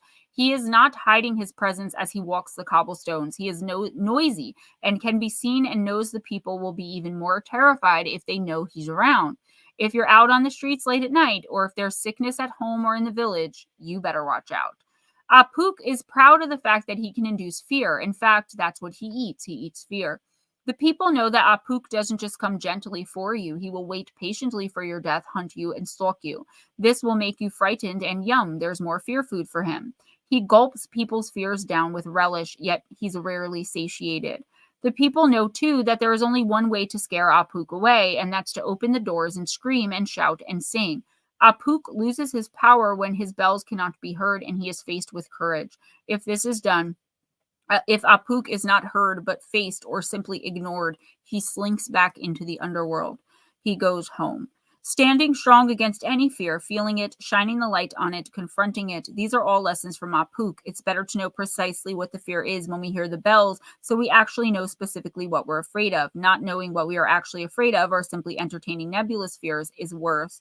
So your crystal companion is hematite, and your plant companion is the golden spoon. So I think the Bat Mom can teach you about crystals. Your companion crystal, meaning like for the next 2 weeks, if you have any handy, you should work with it. What I'm going to show you is rainbow hematite. Normally it's like a grayish color, but it's a metallic stone. I got my little microphone for YouTube, but that's rainbow hematite. It's a very big grounding stone, right? We want to stay grounded to reality. We don't want to, fly away, for running away from fear. I feel like there's a specific fear here, and while you're recognizing it maybe as something akin to a fear of failure, what you're actually dealing with here is, Spartan, is a fear of success. I understand that completely. I feel like a lot of us can probably resonate with that. It's a very hard fear to understand, and it does seem kind of nebulous because it's like, okay, there are going to be opportunities coming in for you in the next 3 months, okay? Big time opportunities. I see you and hear you for some reason in my head, like finding little things. Like, Seinfeld, where he's like, she's got man hands. And like, he had all these teeny tiny little excuses for why he wasn't dating these amazing women or women that were otherwise amazing besides these tiny little things. That's what's happening. You're picking apart the opportunities And I feel like this could be deep down inside because you're afraid that if you take them, you will fail. And then you'll be a failure instead of someone who, who didn't try at all. If you don't try at all, you can never be called a failure at something, right? That's what's happening here. So Spartan, in the next 3 months, the next week or two, first of all, get you some hematite. It's super duper cheap and very common. Carry it around in your pocket, put it in your glove box, whatever. Take opportunities you normally wouldn't. Opportunities that maybe seem too good to be true. Sometimes I caution against this for you at this time in your life. I would definitely say if something seems too good to be true, it isn't. You need to jump on it. It's better to have tried and failed than never to have tried at all. And I know that sounds really cliche, but it's definitely true because you're going to 20 years from now, you're going to regret not taking this chance, this opportunity that's basically being handed to you on a silver platter. It's all the, well, why is this person offering this to me? Where's the hidden strings? What are the strings attached? And listen, read all the fine print of any contracts, of course. But I definitely see you, if you give in to this fear, you're going to miss out on a giant opportunity and you're going to regret it for the rest of your life. That's how serious this card is right now. Also, don't be afraid to say what you mean. Don't be afraid to tell someone how you feel. I mean, if they don't feel the same way, reciprocate these feelings, whatever the feelings are, it's okay. You can't just hold on to it for fear of like offending someone, hurting someone's feelings, or making someone uncomfortable. You have the right to say in a kind and loving manner or in a normal way what it is you think and feel. Stop feeling like you have to put on these masks for people, which is another running theme tonight, okay? It's like, oh, I'm with so-and-so right now. Okay, they think I'm XYZ. Let me put on the mask. And you're not doing it in like this venomous way where you're trying to get over on people. It's just that's what you've been conditioned to do. Go along to get along. And if this person thinks I'm this, that's what I'm going to be. No, honey. No. You need to be who you truly are and let the right energies, the right people attract to you. Amen. Amen, Batmom. Preach, girl. Miss Batmom. Okay, I screwed up. Mike, you'll be Mark, you'll be after Batmom. I thought you did Batmom first, then American, but you did him first. So you screwed me up, woman. Well, he was the one we were trying to get read. I know. Because he's the one at work. So, Mark, you'll be next. I'm doing Batmom now. Don't worry. It's all good. You're welcome, American Spartan. Miss Batmom. I got the little mic on my bracelet. I am. It's not me. It's the spirit team. But I'm glad that, I can receive the messages in this way and help people. Yeah, definitely get some hematite. It could be rainbow hematite, any kind of hematite. There's several different kinds. It's extremely common. Woman. Whoa, man. All right, I'm using Fairy Forest for the Batmom. Then I will read for Mark H., who I do have to message you back. I didn't forget you. Just been a very hectic kind of week. Okay, the Queen of the Dark Wood Elves, Batmom. Premonition, foreshadowing, mystery, card number 40.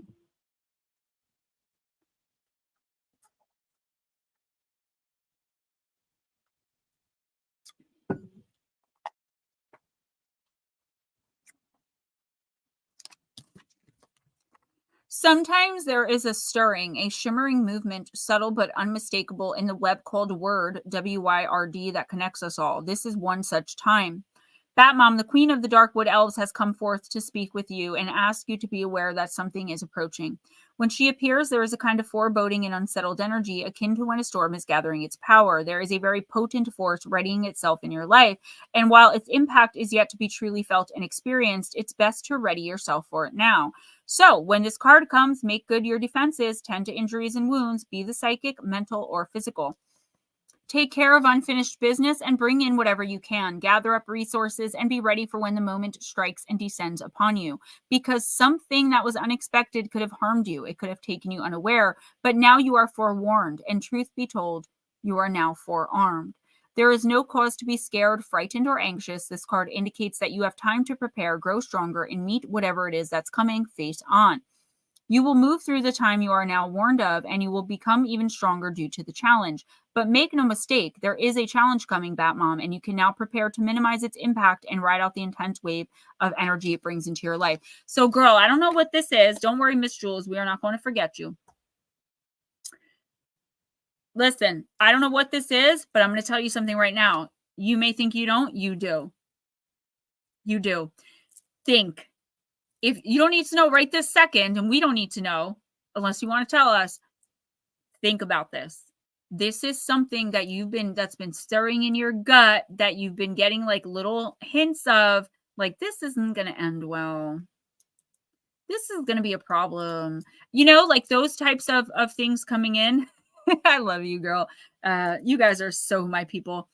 You know, and you've been kind of putting it aside, like, oh no, you know, yeah, no, you were right all along. And here's the thing, you're getting downloads about this, you're getting those little hints about it.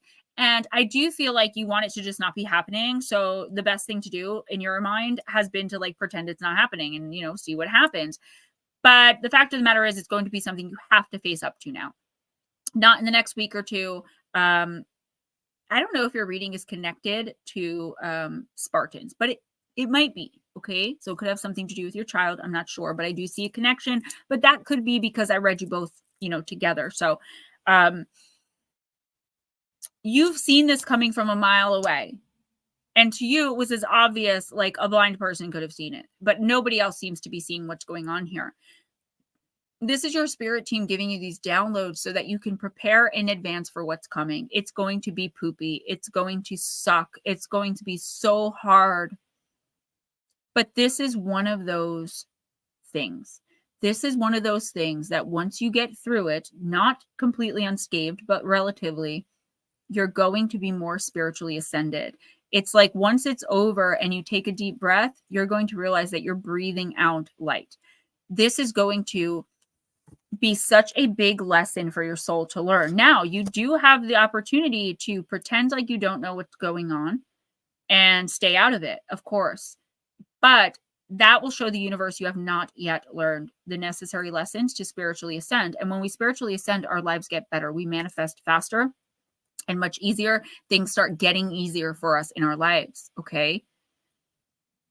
You are going to take like 1,000 steps back if you don't face this head on. Even if you face it with a little bit of fear. I don't know what it could possibly be, but you do know. Okay, so really sit and think about it. What have you been looking at for the last few months or like maybe the last year? A relationship, something going on where you're like, that was weird. Let me make a mental note of that. You know what I'm saying? And I feel as though it's like something about someone that's going to be found out that's like detrimental. But I don't think it directly affects you, which is why I said it may be one of your kids or maybe a really close friend, someone else that you're close to, where like they are going to get this shock. They are going to be hurt by this thing that you saw coming. Do not say I told you so. Don't say, oh, I saw this coming from a mile away. Just ready up, prepare for battle, fight through it like you do. You are a mother effing soldier, a warrior, and then come out of it spiritually elevated and in your light. And then it's time for the cleanup and the moving on and leaving it in the past. Okay. The working through it. You got this. It's not scary. Trust me. I mean, it's going to seem scary, but at the end of the day, you're going to make more of it in your head, like building it up to be this gigantic, huge, oh my God, I can't believe this is a disaster type thing. And it's not going to be all that bad, right? It's going to be bad. But if you continue to fear it in this way and try to pretend like it's not happening, that's when you're going to make it so big in your head. That's going to be the challenge, is overcoming that. Mark H.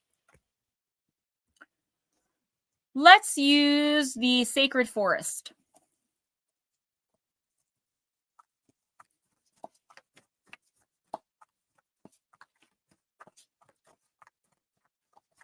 By the way, look how gorgeous this picture is.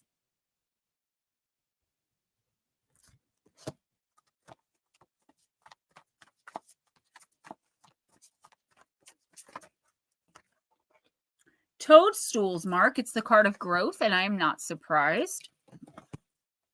Card number 44. The artwork on these cards is so gorgeous.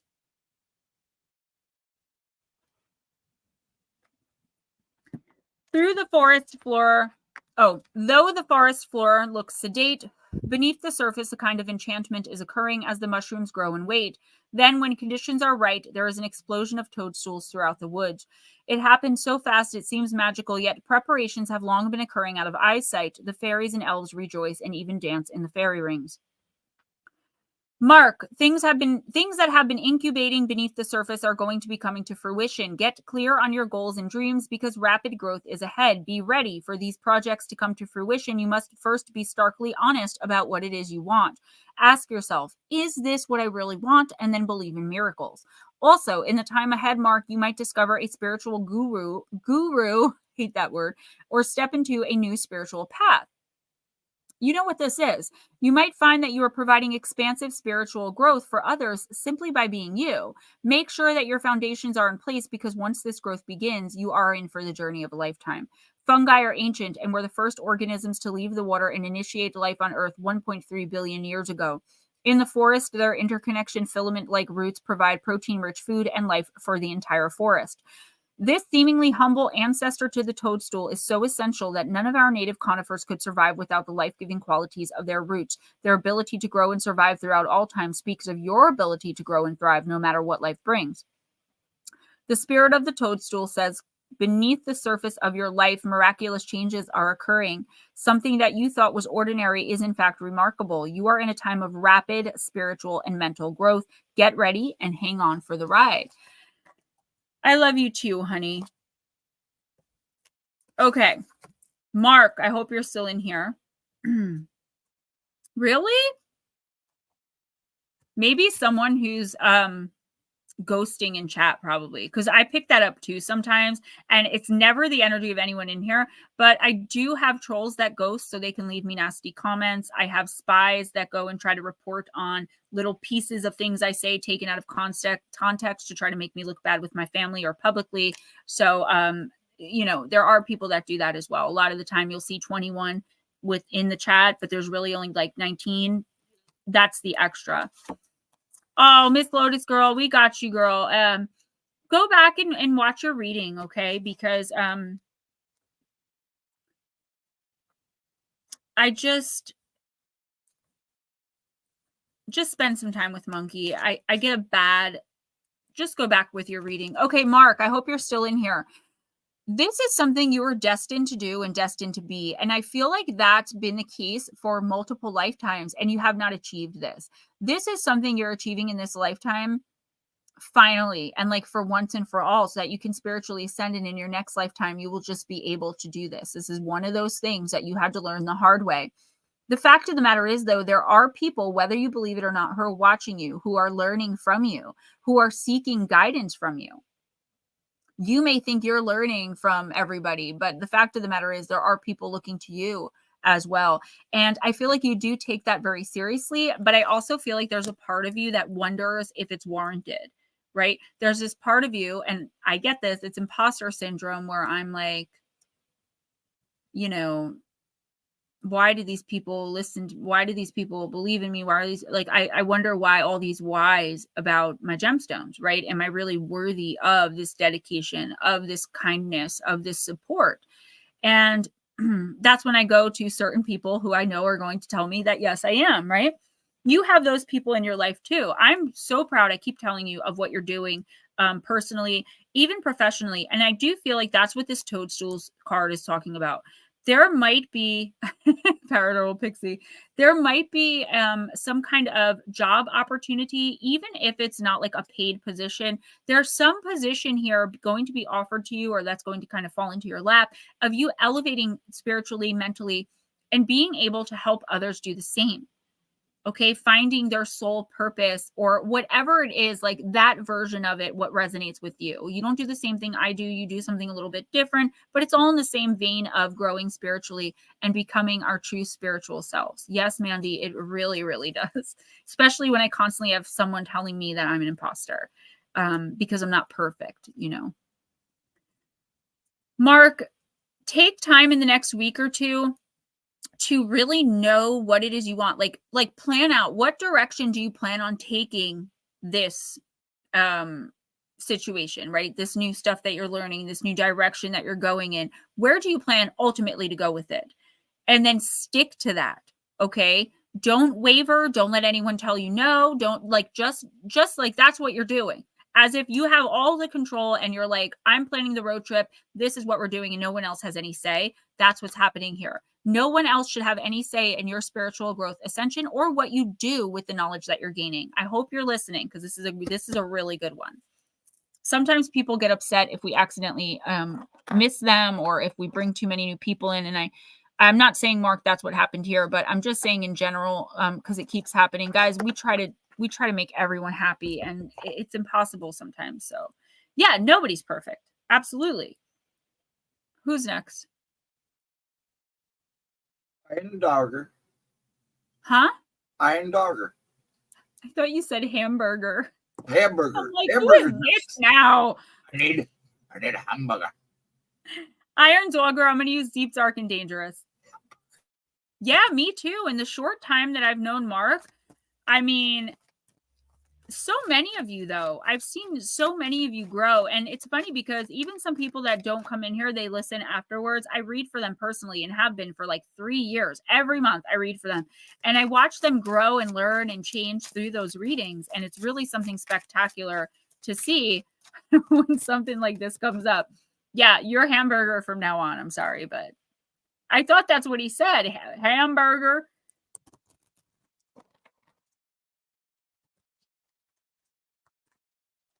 Iron Dogger, thanks for coming in. It has been a while. It's nice to see you. All right. Card number 23, Circe. It's a dark card, the card of alchemy, and 23 is my favorite number.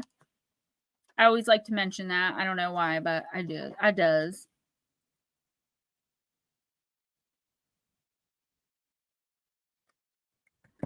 All right, Mr. Hamburger.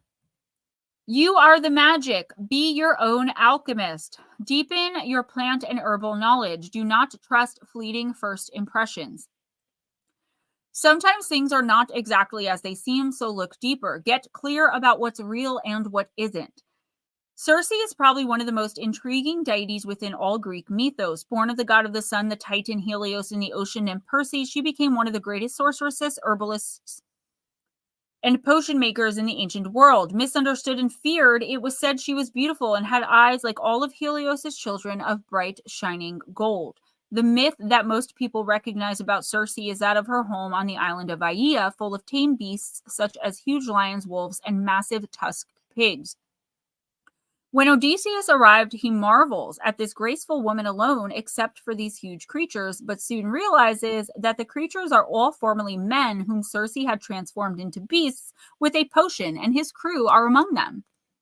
Again, here is the idea that a sorceress would automatically have to be of ill intent, and giving pig-making potions to sailors may be a bit of evidence to this, but let's look a little more closely.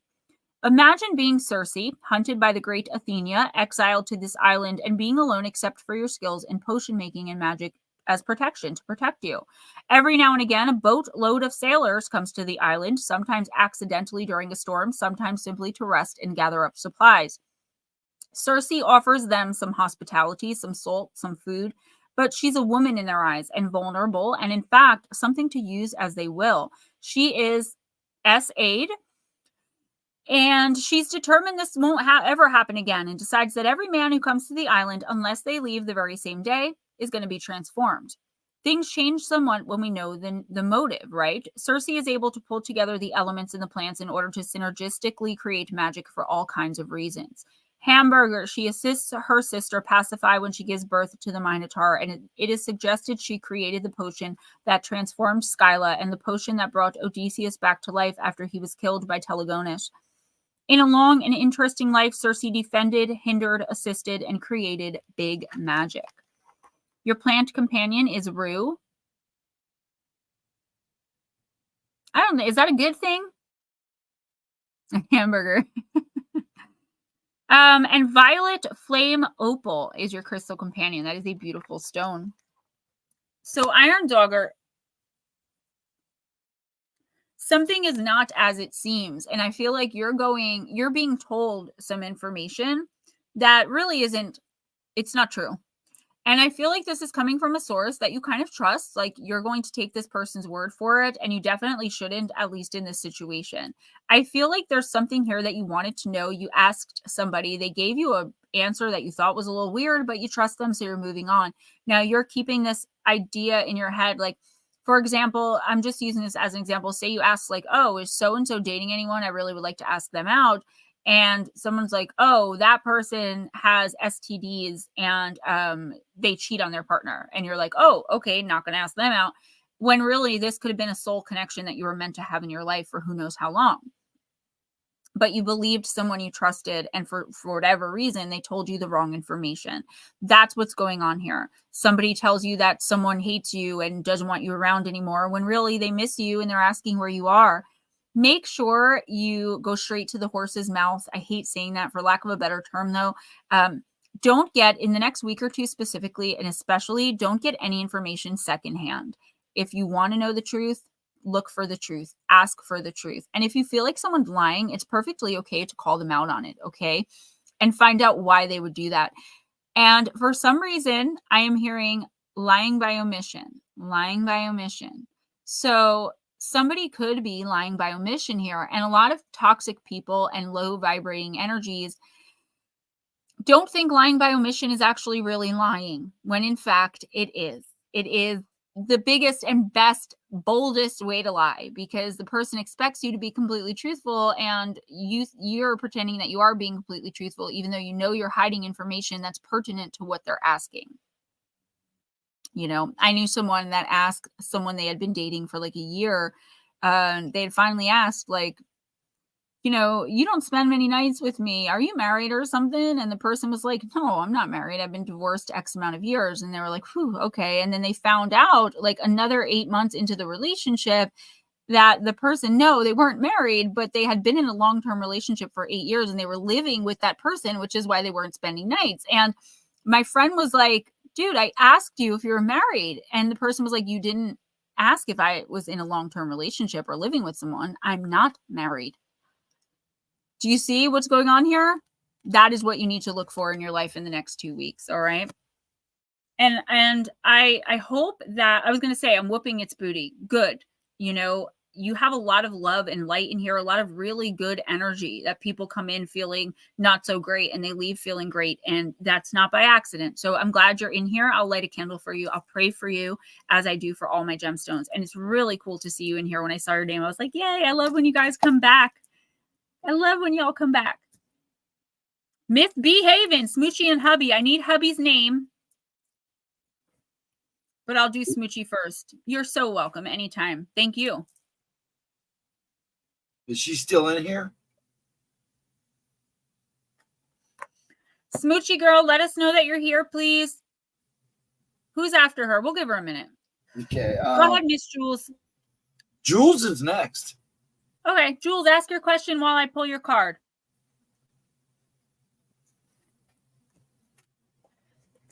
I'm going to use Queen Mabe. Yes. Iron Dogger is amazing. You are all amazing. And haters gonna hate. Do you guys see my shorts? I put that all the time.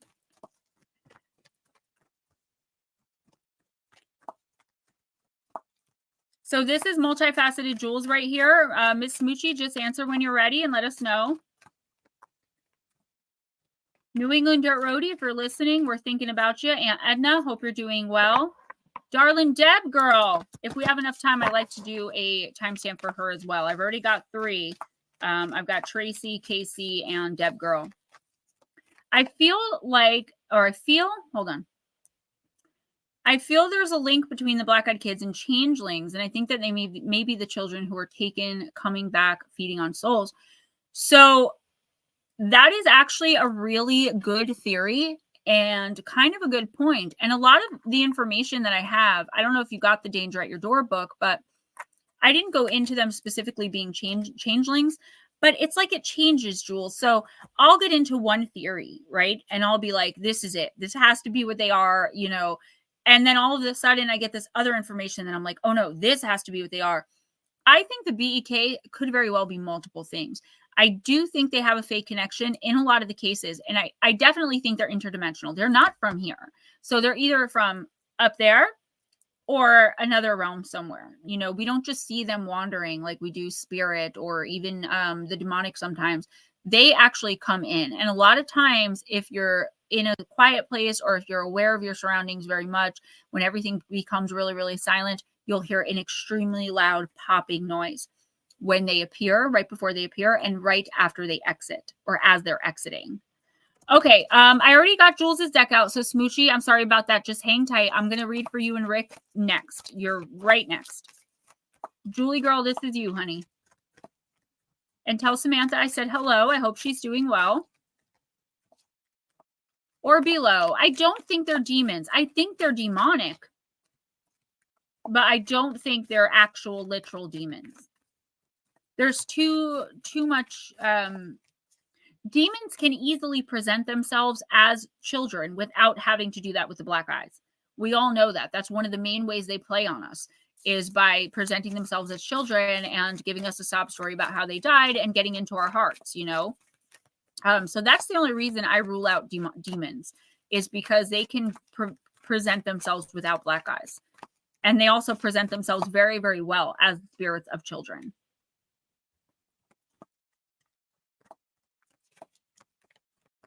Yes, Raymond, it's true. I believe we are all linked.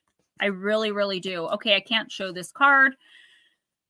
Julie girl, you got Welcome Dread Fury, card number 37. Her breastises are on full display, so I'm just going to show the back of the card, whose YouTube is immature. Oh, underground. That's definitely another theory, because they are very pale, very awkward. But there's a race of Fae, if you read my book, Missing the Fae Theory, that were driven underground as well. I can't show you guys the card. Jules, channel fierceness into power. Banish now all curses, hexes, and unwanted spells that have been placed upon you. Draw upon your fierceness and the purifying wrath of the goddess to unbind your soul and spirit now and for eternity. Your freedom from oppressive inner patterns only awaits your instantaneous and complete refusal to host them for one moment longer. The patterns to which I refer may include self-criticism, disempowering cultural programming, coercive control from an individual or group, codependency, intimidation, gaslighting, abuse, or any other form of physical, mental, or emotional hijacking.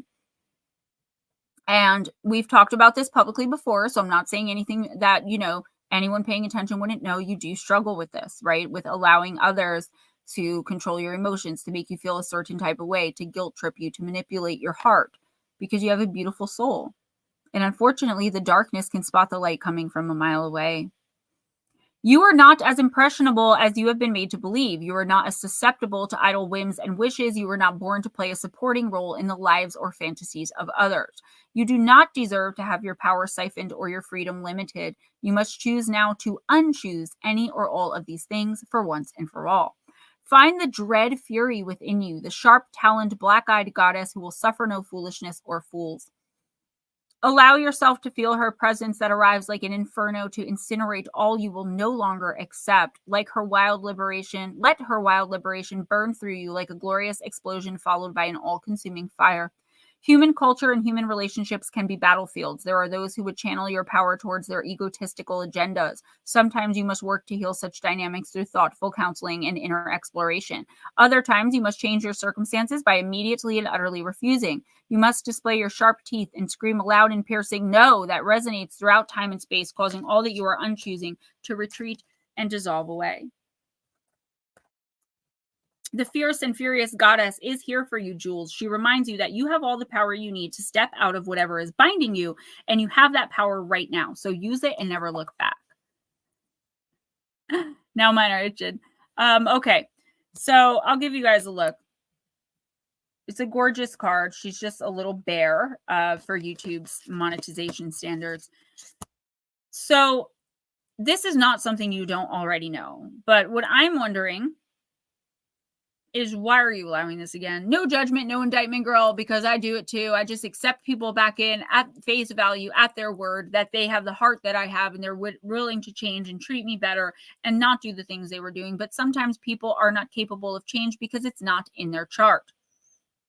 They are meant to learn the lessons of life that do not involve changing, that do not involve empathy, sympathy, being accountable, being responsible, being honest. if you don't have someone in your life right now who's trying to control you, and I do feel like they're doing that with fear. Like, ooh, you're really gonna start that business that you've been dreaming of and working towards for 10 years. You know what I mean? They're like planting that seed of doubt in your ear because they don't want to see you succeed, because then what will that mean for them? Then you're going to gain friends, you're going to gain wealth, you're going to gain power, you're going to gain knowledge, and you're going to see them for who they really are. They can't have that. They will do anything to keep you down. If nobody in your life is like this right now, they're coming in. It's someone coming back in. Right. And multifaceted Jules, that's okay. That's a lot of us. So take this advice. What would you tell your daughter if she was going through the same situation? And then take that advice. I say that at least once a week, I think, because it's such good advice. It's not my advice, it's Spirit's advice. What would you tell the person you love most in the world if they had this card pulled for them and they were going through this? What's good for the goose is good for the gander. Take your own advice. You already know what to do. You already know how to handle this. I feel like whoever this person is or whoever these people are, you've done this with them before. But this time you have to let it be known in your power and with your big girl voice that no more.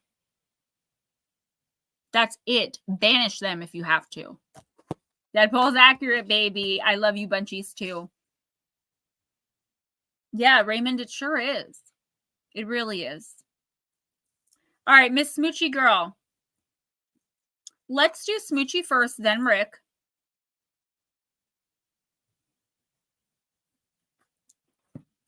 Smoochie, I'm going to do Shadows and Light.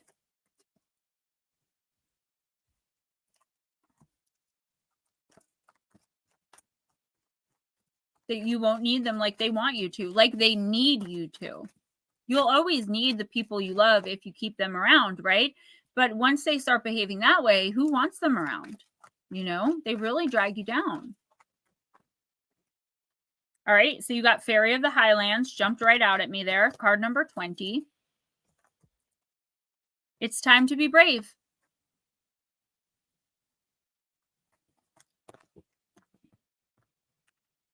Thank you, madam.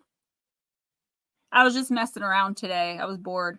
The Fairy of the Highlands does not want to fight. She feels it's not in her nature. She wants to resolve disputes peacefully, but she will fight if she must and if it comes to that. And she's showing you now that you too have the means to stand up for yourself, even though you have almost chronically avoided conflict and allowed others to take advantage, at least in a certain situation. It's time to take up this sword, step into that part of yourself that knows how to take a stand, speak the truth, and not back down when a threat of conflict arises. It may seem unnatural and wrong and frightening, and this little fairy knows it, but it's time. And this giving up of what you have worked so hard for in order to avoid conflict or confrontation isn't right anymore. I have resonated with like the last 6 cards. Take the stand and hold up the sword. The Fairy of the Highlands will be there with you, and when the threat is over, she will help you celebrate your victory. The Fairy of the Highlands speaks. See this, my sword of power? I have long feared to use it, but now I must grow strong and take it up, as you must too. The thought of wielding it, of hurting someone or anyone makes me sad, but I know what must be done, and I must learn to fight the good fight and stand up for what I believe in. Although I have been told I must not be aggressive, in fact, I must now take up my arms against this trouble and finish it for once and for all. I am going into battle, and for that, I do feel sorrow. But I will be fearless and strong and do what needs to be done. I may bathe my sword in tears, but I will no longer hold it back when the threat that approaches relies on my fear for its victory. I will no longer give away my power so easily. This time, I will take back what is mine. She ain't joking around. So Fairy's no joke. Divination message. The time of truce is over. It's time to speak your truth and be strong. People have been taking over your ground, wanting what you have worked for, without doing the work themselves. They have done so by taking advantage of your peaceable nature. But enough is enough. Sad as it is, it's time to change this, to cut away the cords between you and those who have taken so much, and now you will go into battle. Yes, it's sad. Yes, the Highland Fairy is sad for you, but don't allow sorrow and guilt to neglect self-protection. Honor yourself, raise your sword, and never back down. Yes. So I feel like this is something you've avoided for a while, and this may be something that you've tried to deal with, okay, already many times, but it's just like you just give up. For instance, like say you're trying to express to someone that something they said hurt your feelings. And over like years, you're telling this person the same thing is hurting your feelings. Like you did the same thing is hurting. And they're completely not even listening. Like literally doing something else, not responding. When does it get to the point where you just stop letting them have control over your feelings like that? Where you stop allowing them to hurt you in that way? Because obviously they don't care, right? They're not changing. Nut slap! This is a situation, I don't know what exactly it is, but this is a situation, Smoochie, where it's like, it's got to end. Nothing good is coming from it. Someone or something here, some relationship, situationship, person or people is absolutely destroying you. It's like one thing after another or the same thing over and over again. You've been going along like, okay, maybe it'll change. Maybe, this person will learn a lesson this time. All right. Even though you robbed me 15 times, come live with me again, like that type of things. So this is you finally saying no. And you don't even have to explain yourself, but you should, let them know what they've done, the chaos they've caused, the havoc they've wreaked. But I don't think they're going to care. I think they're going to move on to the next person they can, feed off of. And I do feel like this has a lot to do with why you've been so out of touch lately with your own emotions, maybe feeling out of character or out of sorts in the last few months. Sure, you have a lot going on, but you realize someone is literally draining your energy as though you were a drink and they're using a straw. Someone is using you here, and they are. You're just hoping that they'll stop soon. I'll give them $100 one more time, I'll let them live with me one more time, one more chance. How many chances do you give before you finally are like, no? And I feel like the fear here is that you're going to be looked at as the bad person because you're saying no. Nobody's looking at, or at least this person or these people are not looking at the 1,000 times you said yes and got screwed over. That's the problem. Don't let that deter you. The universe knows, your team knows, and they know how many times you've tried to make this work, whatever it is. It could be a small thing that's just blown up to something big because you're being abused in some way, misused, mishandled, taken advantage of, taken for granted, and beaten down. It's got to stop. I mean,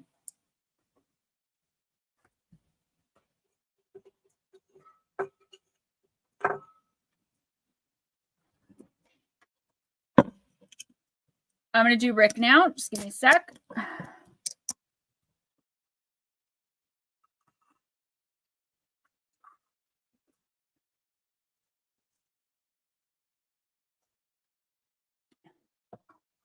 Sip, sip, sip, sip, sip. All right, Rick, we're using the vampire.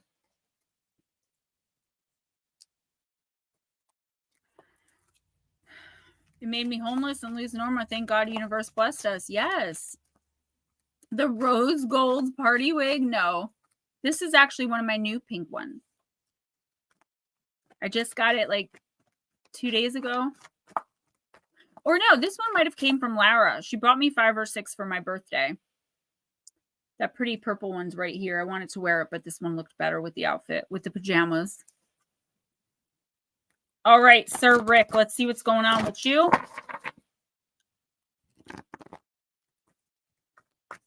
Thank you, Iron Dogger. Sounds like a child, but we know so many man children and women children, right? People that just refuse to grow. Bloodsucker, dream effort. Bleed me dry like a goddamn vampire. I did that song for shorts yesterday or the day before, but I didn't get to that part. I'm going to do that next. I have some songs that I do that like you can only do up to 60 seconds. So even like the According to You song, I'm going to do the other part of that too. Where she says, I'm boring, I'm moody, and you can't take me anyplace. According to you, I suck at telling jokes because I always give it away.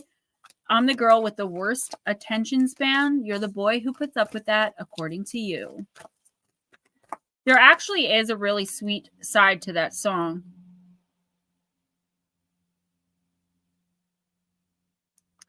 I just read Private Chat. Yeah, I did find that a little bit strange. Not good enough song. Yeah, it's According to You. The point of the song, though, which I didn't do because it doesn't resonate with me and it's not where I'm at, is the point is, according to him, I'm beautiful, incredible. Everything's opposite. He's into me for everything I'm not, according to you. And that's like how the song goes. So it's actually a happy song. I just slowed it down and took the sad verse out. Learning how to edit. Just described all my husbands.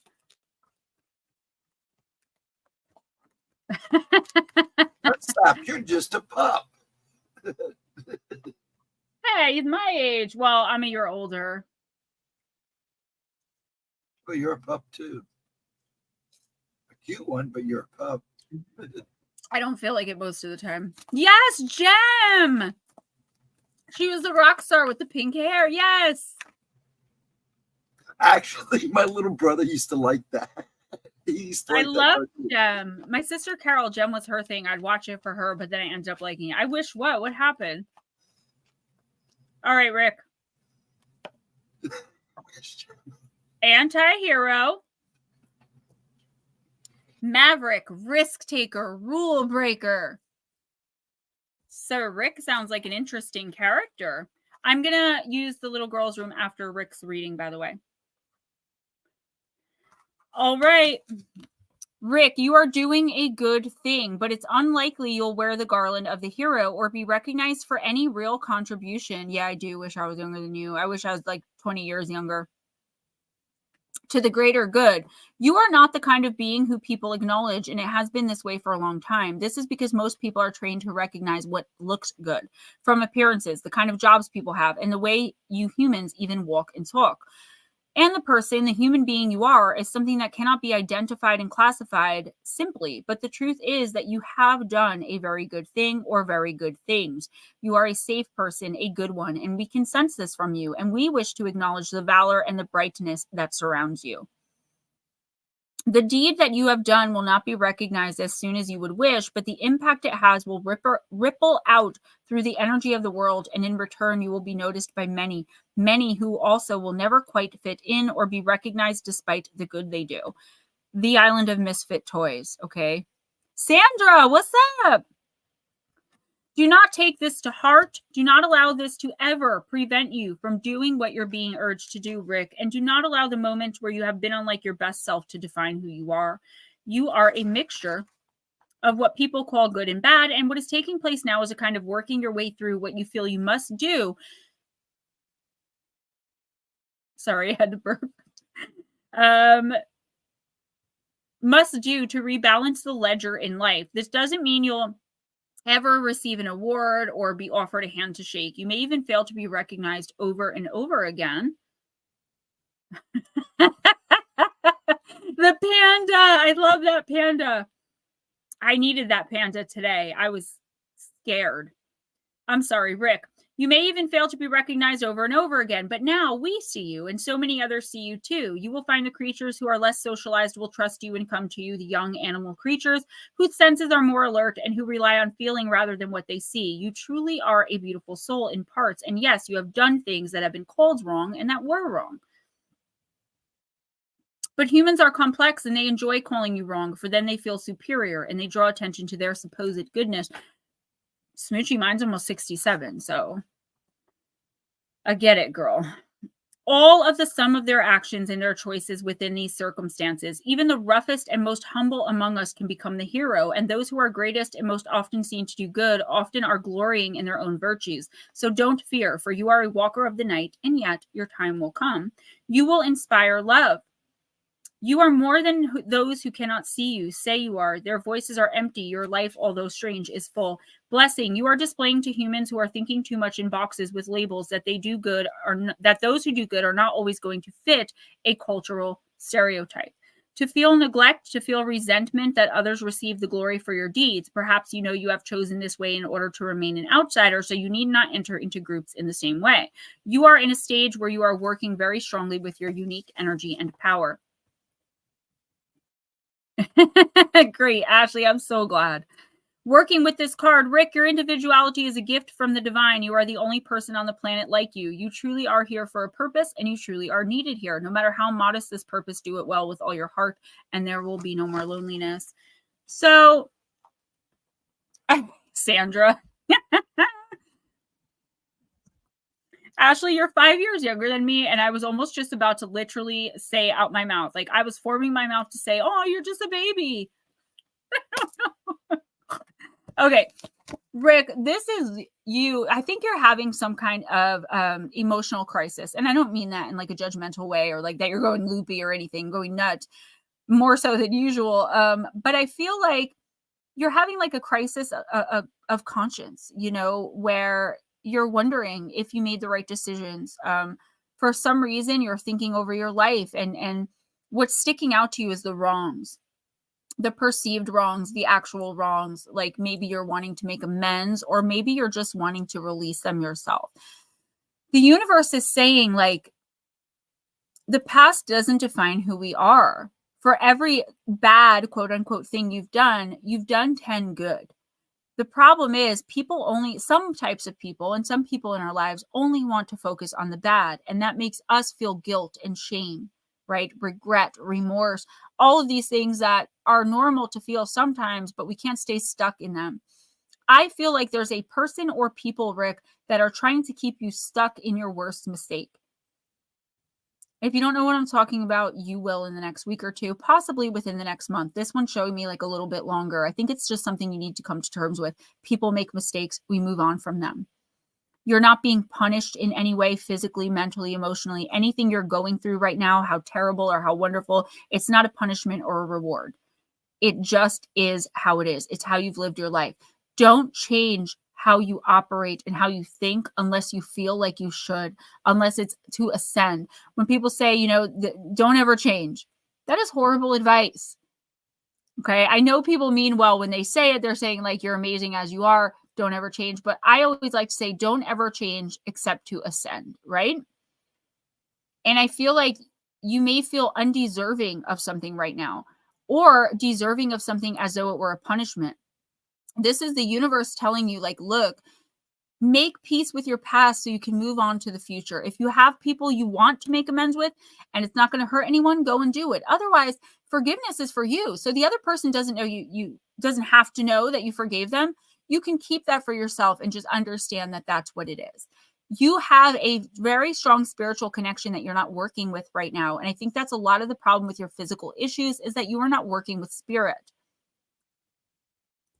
Stop looking backwards. Stop focusing on the regret, the guilt, the shame, the fear, you know, all of that stuff, that very lower vibrational energy that can zap us and suck us dry. And physical disease is spiritual dis-ease in a lot of cases. Okay. People get a little offended when I say that, but I don't ever mean to offend anyone. I'm just giving messages out. Rick, the time has come for you to step into your power, be who you truly are, and listen. Those who are attracted to you, to who you really are at your core, will be attracted. And those a-holes that want to keep you stuck, stale, stagnant in the past, living on memory, let them go. You don't need them anyway. And the more of them that leave, the more room there is for even better people to come in and to really get behind you and help fight with you and fight for you and make your life so much better, because there will be so much more joy in it rather than contempt, disrespect, wondering if this person really gives a rat's butthole about you because all they want to do is talk poop all the time. You are not wrong in whatever the situation is that's come up. You're not wrong. You may have done some things wrong. That's to be human. As long as you're not out there purposely going out of your way to destroy, sabotage, or hurt anyone else, you're being a human being. And the universe understands that. So don't take anything happening to you now as punishment. You're not being punished. Okay? You're just having a human experience. And as a spiritual being, a lot of the times that's really hard. Get out of this mental rut. The past is over. There is nothing you can do, no matter how hard you want to, how much you want to, how hard you want to try. You cannot change it. So you have to move on from it, or it will slowly kill you. I mean, I'm just being real. It will slowly kill you. Yeah, there's someone here who's just toxic. Like, using me as an example, this person, everything I say, like, oh my gosh, my 6th book went bestseller. Yeah, remember that time when you used rainwater to shoot up? Like someone that just needs to take you down a peg or two, right? And it's just like, okay, yeah, I remember that, but why are you even bringing that up? You know, remember that time in 4th grade when you wouldn't let me borrow your pencil? Yes. I need $1,000. Like, you know, like, and people exist like this that constantly want to let you know that they know where you came from. The problem is those people have no idea where you're going or what you're capable of. So let them live in their little fantasy world. Mark, shifting priorities is always a good thing. Well, I can't say always, but most of the time when you're in the right place spiritually, it's a good thing. Miss Lotus Girl, oh, I love you, honey. I think about you and Porcupine all the time and everything you guys are going through. And I just pray that you guys catch a break. One of y'all charted a break in between all these things here. But you really do, Lotus, need to go forward with whatever this is for you. So I do think it's starting a business. It's something with business. It's you elevating and doing something you really, really enjoy. Just for you, even at the risk of pissing other people off. It's like, it's time for you to live for you now, hun. Who's next? Yeah, multifaceted Jules. Exactly. Remember that time when they were a good person? Yeah, me neither. I'm sorry, Ghost Dragons. Oh, Heather B, if she's still here. I know she has. She's here. She's in and out. She's got grandbabies and things. Me and Heather go way back. She's another one. She lives in Jersey. Fairly close to me, actually. And we've been Facebook friends for, since 2017 when I started my new Facebook. I don't know how we got connected, how we met. I don't think we ever met in person, but we've watched each other grow and go through a lot on Facebook. I consider her a very close friend. Heather, I'm going to use the Dark Light Oracle for you tonight. Yep, there she is. And you know what, Smoochy? Sometimes people can't. People can't apologize. They can't see past their own ego to understand they were wrong. No grandbabies?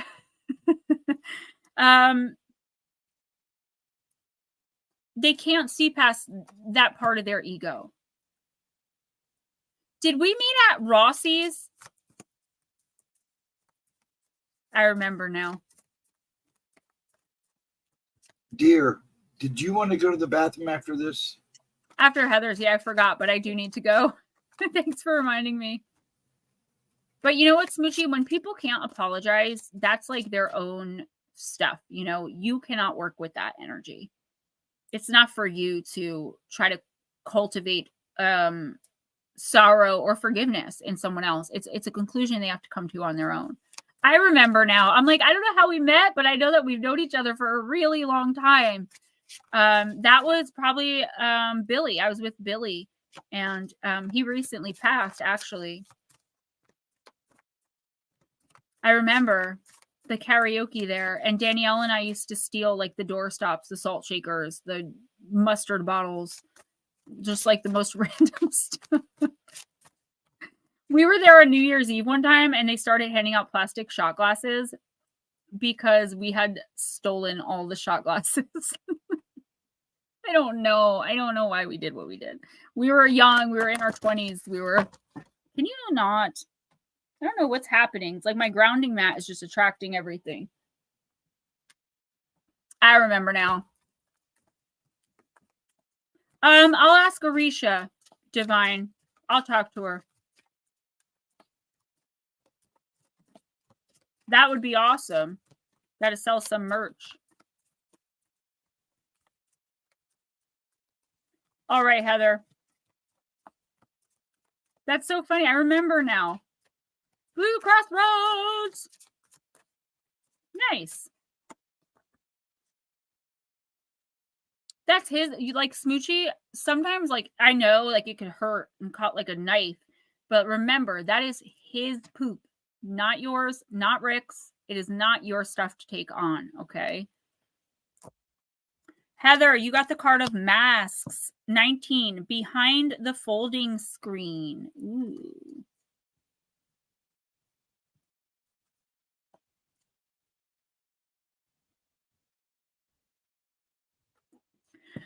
Sorry, I need my nicotine.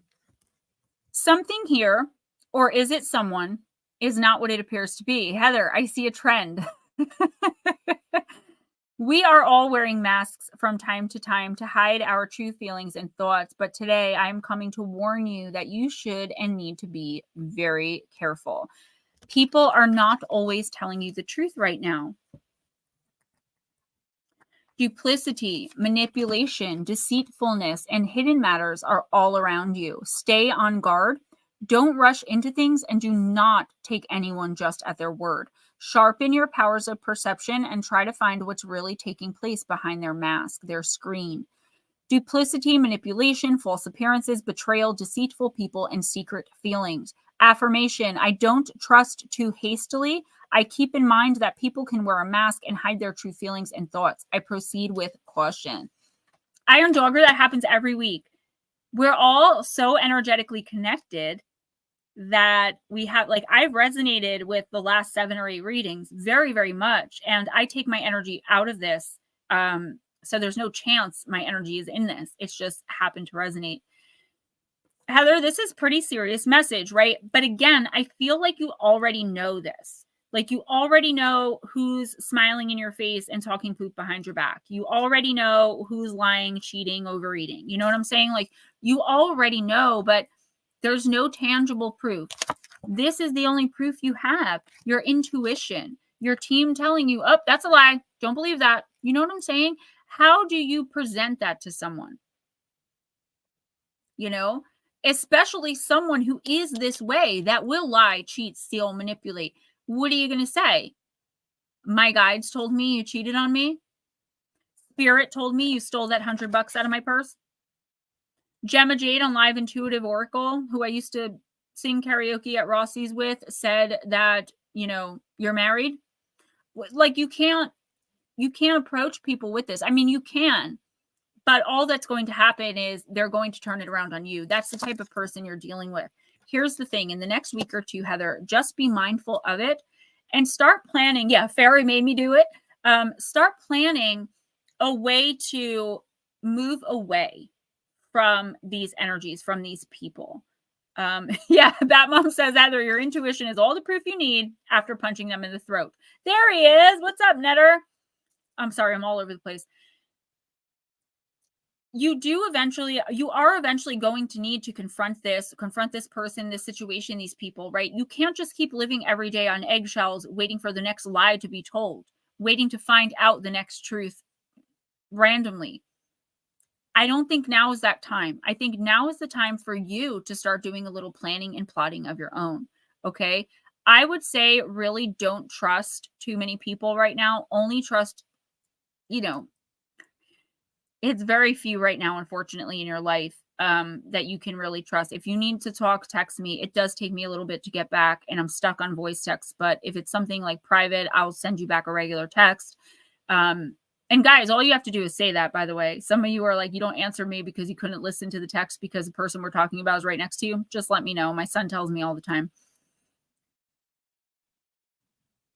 In the coming months, it's going to be time to confront this. Do something about it. Say something about it.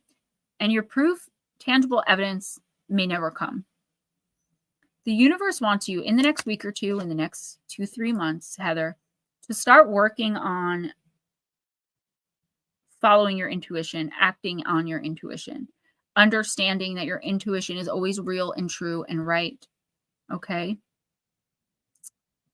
Netter, I'm going to do a short on that for each sign, actually. So not sure yet. I didn't look into it.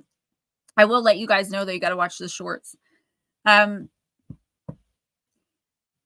very emotional with this reading because I feel like you are kind of stuck where, like, for example, say your husband is cheating, you know it for an absolute fact, but you don't have like the finances to leave right now. You're stuck in this situation, and confronting him is going to make everything 10 times worse in the house. Everyone's going to be uncomfortable, but there you are stuck with this knowledge. Like, what do I do?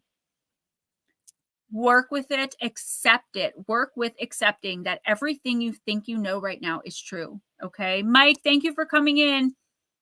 And don't let anyone convince you otherwise. Don't gaslight yourself. Don't let anyone else gaslight you, because in the next few months, there is going to come a time where you're going to need to confront this and approach this person or these people about this situation or these situations. And you're not going to want to snap and start raging and screaming and throat punching, because then you're not going to be taken seriously. You want to be composed. Start absorbing what you know. Know it as fact. Know it back and forth like the back of your hand, like a book, right? Know it like a book. And work with the energy of you can even practice in the mirror bringing this up to this person. This is a serious matter. It's going to kind of change your life when you confront this. I don't know if you even know what this is right now, but I feel like you really do. If you don't, in the next 2 weeks, it's going to start coming in where you're going to start noticing what's going on around you. If something really dirty, like real grimy stuff is going on. Unfortunately, for the next few months, you are going to have to sit in it and pretend like everything's fine. Talk to the people you trust. Reach out. Don't sit and suffer in silence, because you will drive yourself crazy and you will end up gaslighting yourself to believing it's not that bad. Guess what? It is that bad, girl. All right? We're all here for you. I'm going to go and use the bathroom and I'll be right back. Ghost Dragons, please entertain our guests. There you go. Okay. Yes, Mandy, we have a lunar eclipse Monday night. Should be a good one, too, if it's clear. Oh, it's going to be a very active between the lunar eclipse and the solar eclipse. Be watching the sky. It's going to be real active all between that. So be ready. Keep your eyes on the sky. A lot going on up there. Yeah, the sweatshirts are really nice to mine. Did you see the hoodie I had done? Here, 1 second.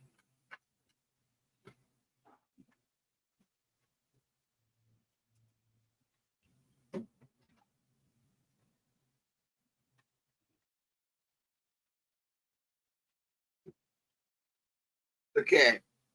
They picked, I think Lotus picked the dragon out. See? Here, we do this. There's the dragon, and then on the sleeves, it's a hoodie. It's got Gemma Jade, YouTube, on one side, and then it's got my name on the other. Yeah, I really like this. And, you can't beat the prices. So, yes, please, order stuff. There's good stuff, nice stuff. And she does customs, too. So, I'll go back to my small little self again. 1 second. So, I hope everybody's well. You won't see much down here. No, you're not quite in the path, but you should see some of it. Now, everybody will see the lunar. Everybody should have a pretty good shot of seeing the lunar eclipse.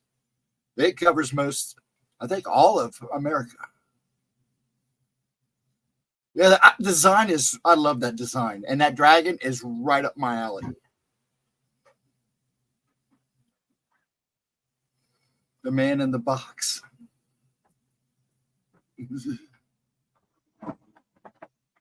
Let me out of the basement.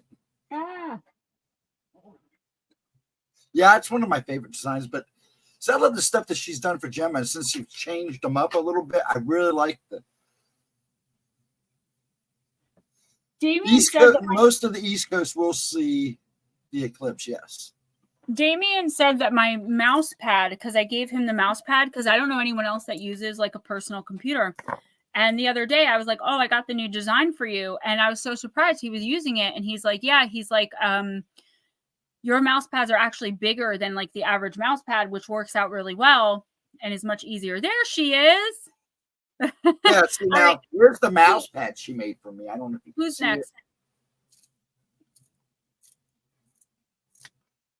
I haven't seen that yet. That's gorgeous. You haven't seen this? I thought you'd seen this. Yeah, this is, It's not a very...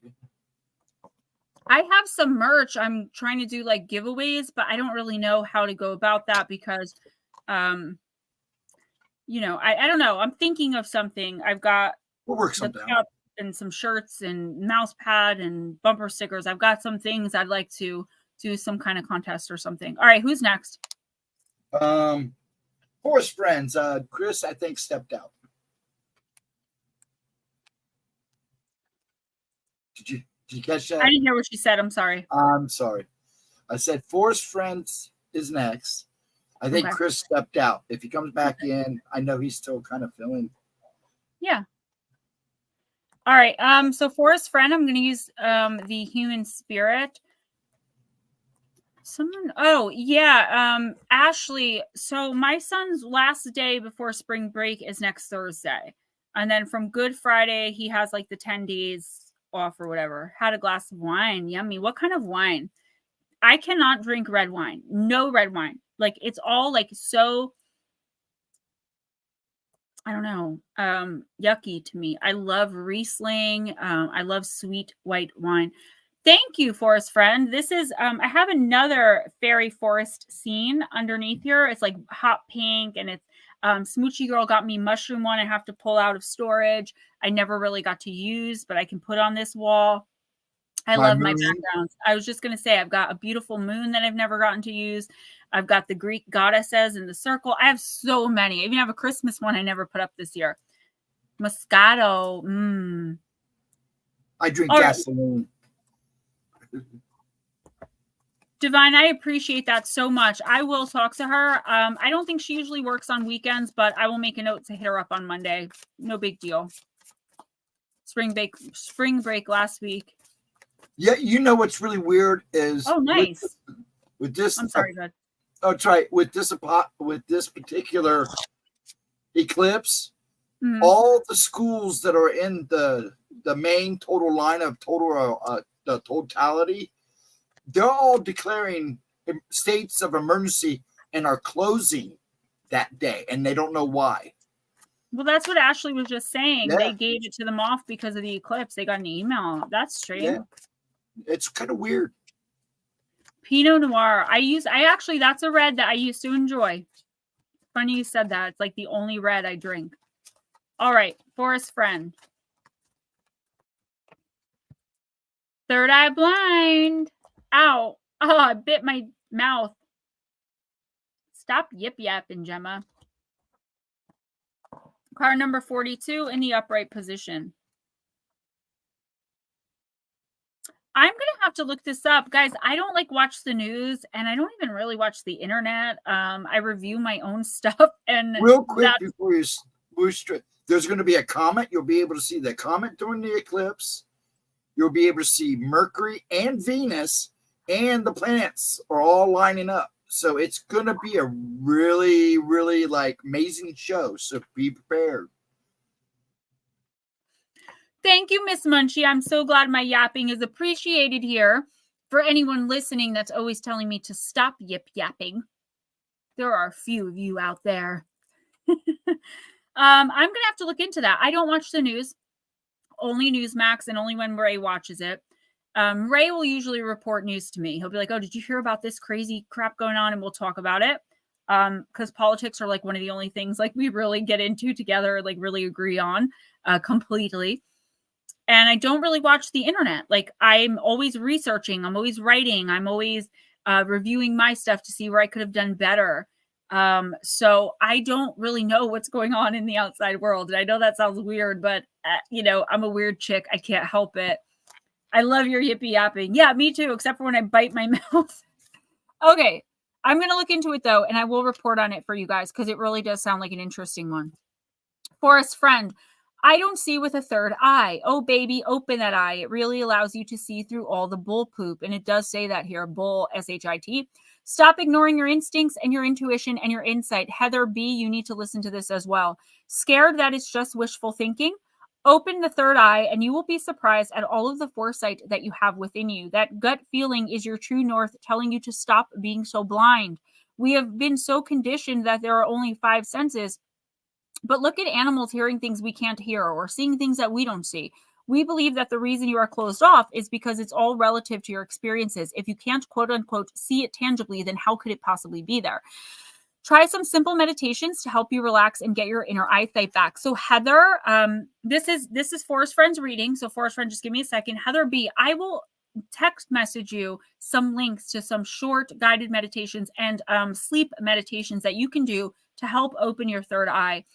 And I feel like you are very open, Forest Friend, you too, but it's just something about I'm going to go back to reading for Forest Friend now. It's just something about this particular situation where you just seem to not want to acknowledge the truth.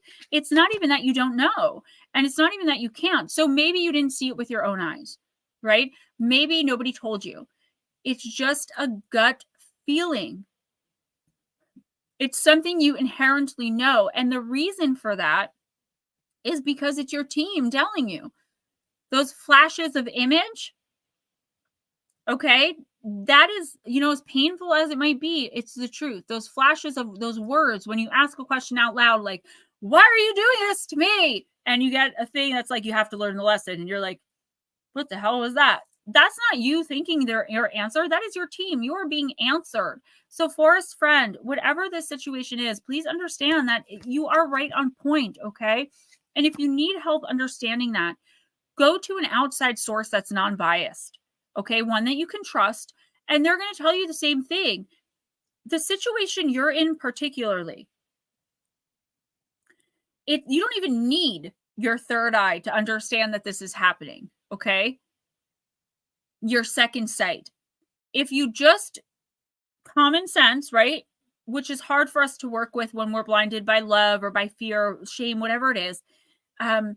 And you like connect the dots. The obvious conclusion is what's happening right now that you are trying to avoid holding someone accountable for. I feel for you. It hurts. But it's not going to get any better ignoring it, okay? It's only going to get worse. Darling Deb, I was just telling Ghost Dragons, I'm like, we have to do a timestamp for Deb. I don't know where that girl is. Who's next? Daughter of mine.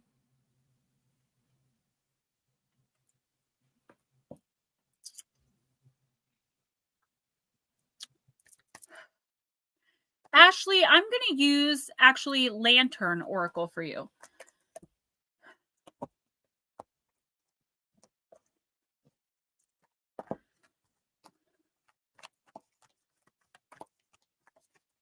No, it's okay. I wasn't upset. I was worried that I would make sure you're okay.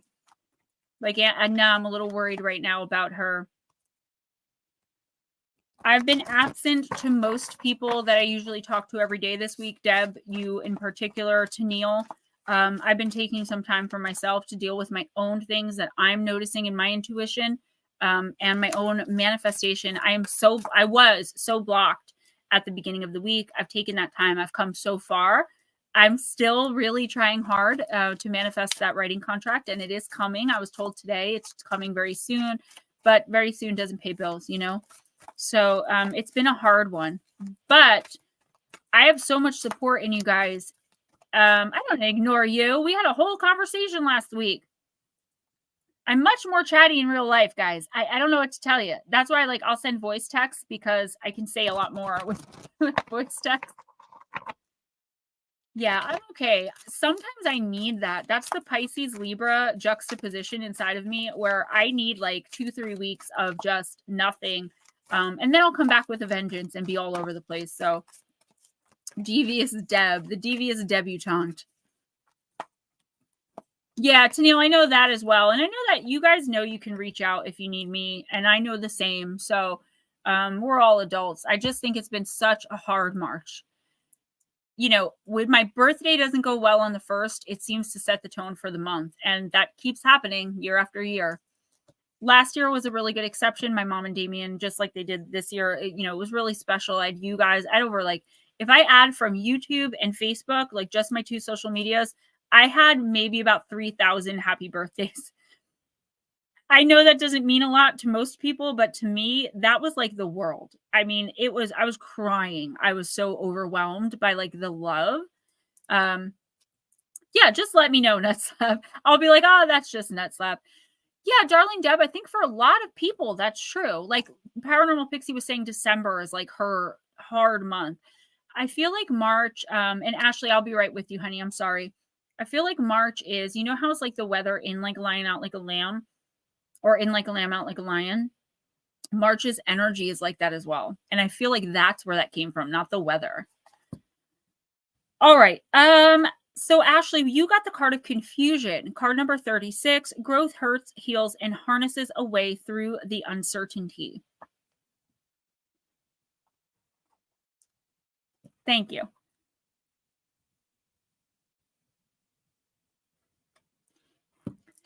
Ashley, at some point, we all encounter feeling at a loss as to what to do next. Our mind can become as conflicted as the advice we receive.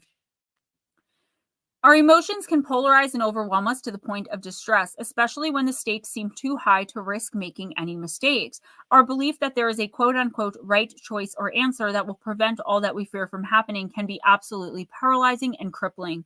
Fear has the power to stop us dead in our tracks, especially when what seems logically right is at odds with what feels emotionally safe. For example, one choice might seem to guarantee safety and security, but feel uncomfortably compromising. A lot of us are going through that right now. In a state of distress, it's hard to get clear on what our spirit self is guiding us to do, our team. We may feel helpless and without any available choice that feels authentic. What is best and truly possible for us is rarely as clear as hindsight always reveals it to be. When we need clarity the most, it would be helpful to remember that recognizing that we do not know what to do is a necessary step in the process of realizing what to do. Acknowledging the not knowing is the way to figuring out our next authentic move in navigating a way through any bewildering predicament. A solution is not found in making one quote unquote right decision, but rather the result of many small and consistent choices, actions, thoughts, and behavior changes. This is because significant problems are born of a web of threads that are not quite right for us. It requires us to dismantle, clear, and replace each thread one by one with a new and right one for us. This process of dismantling, clearing, and replacing is what significant and sustainable change and clarity are. We create our solutions cumulatively by simplifying the complexity, removing it, and deliberately choosing something else. Ashley, clarity often comes at the cost of making at least one mistake, wrong turn, or failure along the way. For most, it takes making many.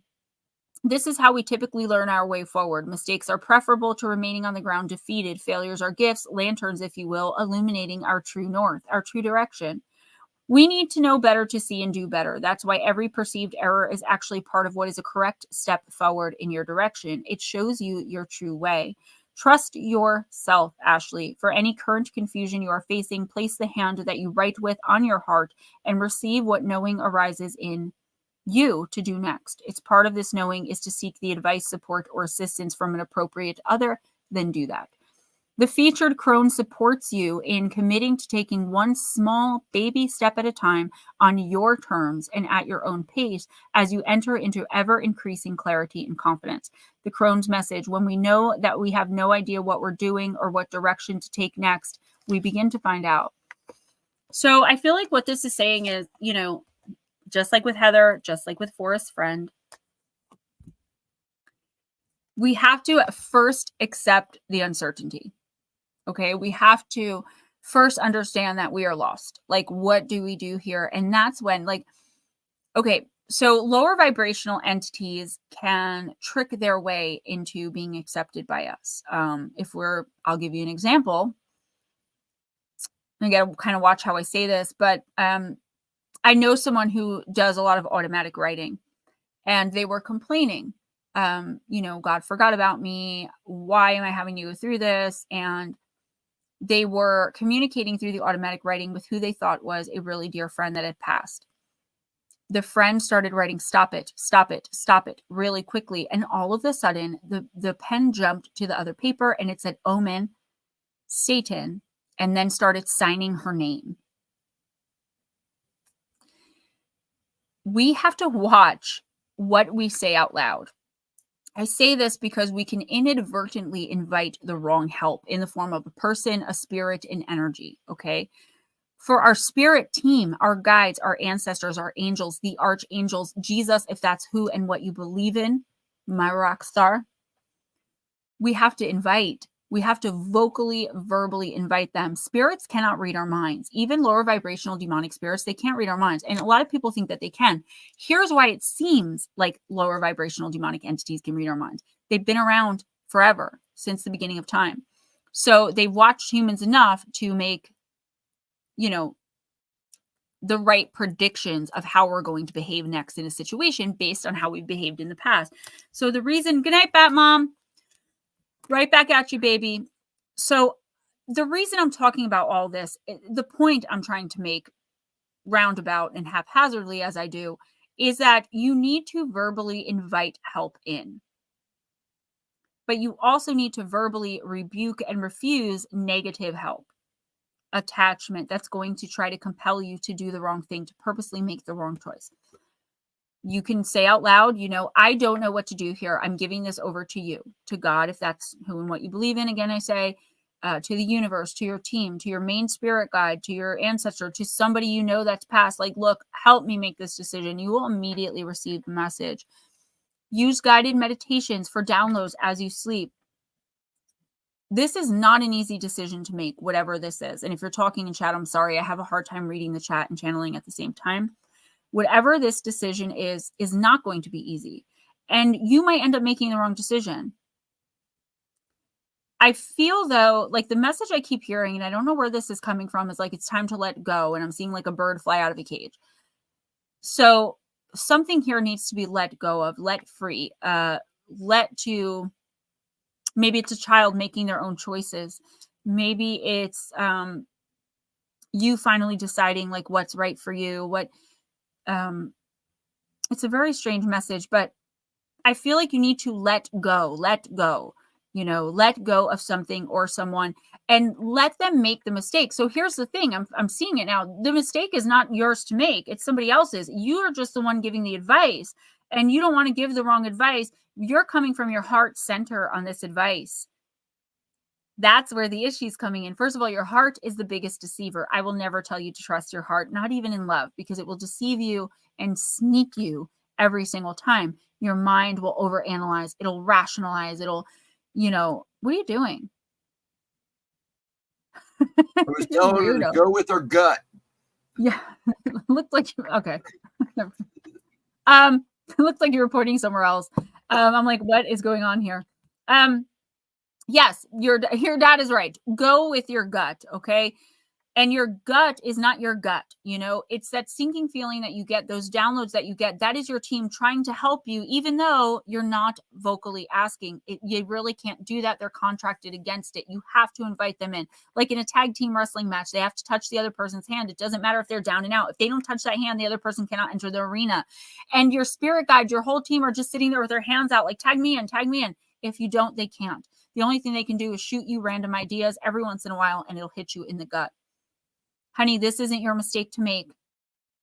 This isn't your choice to make. Whatever this is, let whoever is coming to you for this advice, or whoever you're worried about making the wrong decision, you have to let them make the decision. Okay? And if they make a mistake, guess what? Be there for them. I have a hair stuck to my lip gloss. Be there for them. Be mindful that they could be making a bad decision. And that's why I'm getting the feeling it's a child, but it just could be somebody that you look on as a child, or somebody very close to that's younger than you. But it's like, ew. I'm so sorry. I'm now eating my wig. Okay, gone. Yeah, your hindsight's 2020, and this person has to learn that. Now, give the best advice you can possibly give. And if you're afraid of alienating this person, I got to tell you, nothing you say is going to matter anyway. So you might as well just be supportive, be the supportive person in the background, cheering them on, regardless of if they're doing something that's probably not best for them. They'll find it out soon enough, and you'll be the one that they turn back to. Yeah, see, nut slap, the gut. What is going on? And the heart are two different things. Your heart is a deceiver. Will deceive you. Oh, much better than cat hair. I actually think it was a thing from my blush brush. I know people care. Thanks, Gemma's been watching wrestling with Pop. My dad used to let me stay home from school to watch wrestling, and we'd have peanut butter and jelly sandwiches and milk with ice. He eats peanut butter and jelly sandwiches too, so it's like a perfect match.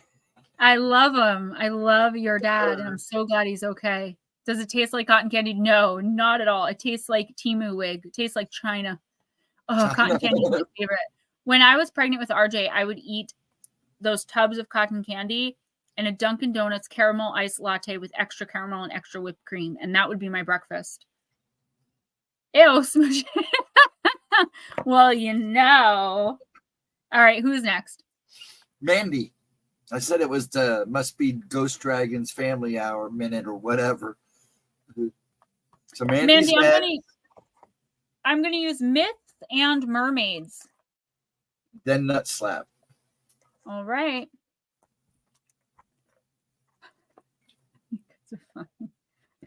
I can't wait, y'all. I can't. Guys, don't forget personal readings for May, only $20 a pop. Munchie Chipmunk, you'll be getting one as a newcomer.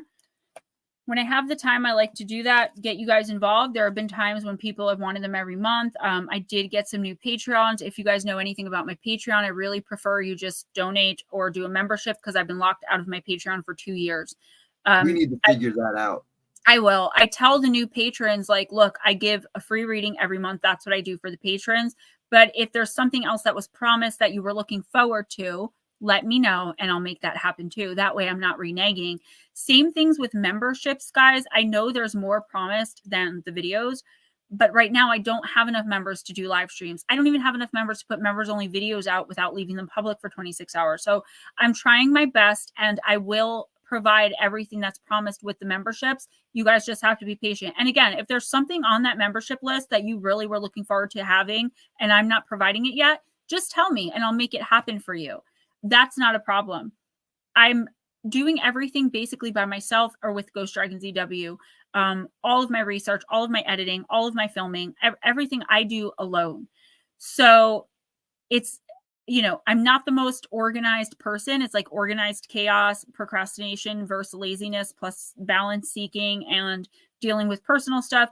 I'm trying to become a better businesswoman. So y'all just need to help me out. Thank you, Nutslap. And let me know if something's bothering you. If, you know, I'm not providing something that was promised for the money. I'm not that person that's going to be upset with you for calling my attention to that respectfully. Like, I want you to. Okay, because I'm not always checking.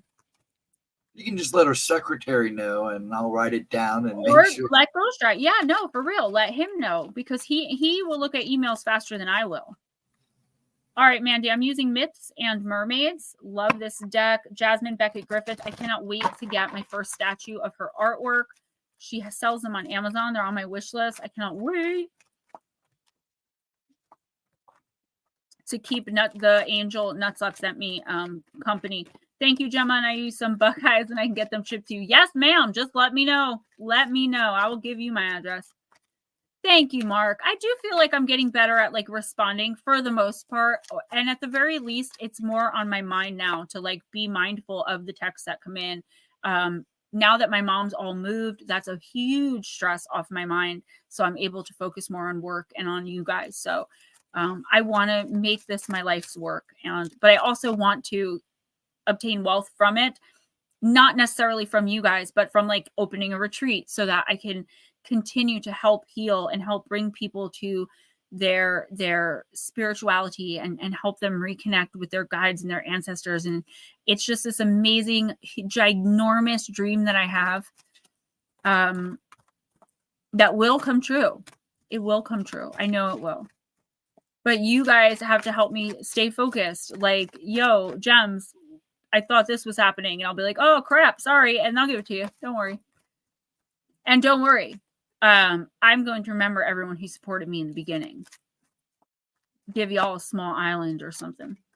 All right, Miss Mandy. Keep my dad and you both posted and working out ways to ship multiple items. Yeah, that's whenever you can. That would be awesome. Yeah. Congratulations. Yes, Miss Pixie. It's hard because you realize now that people depend on you.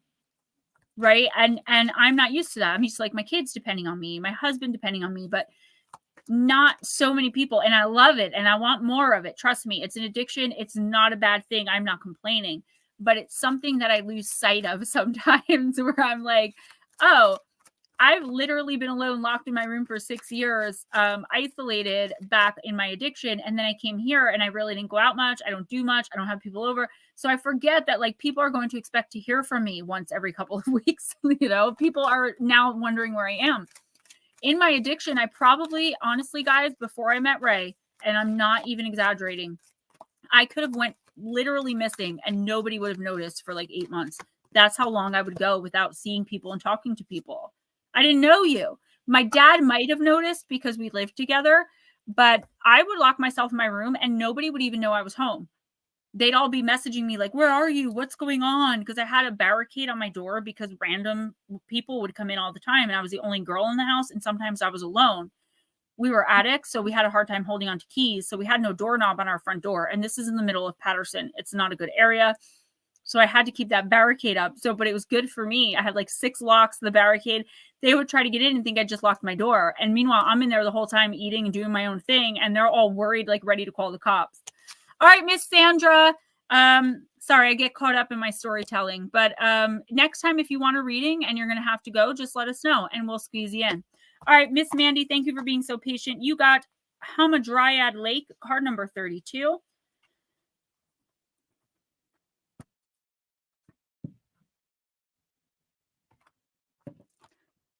All right, the lake, she looks alluring, home to fairy folk and frogs.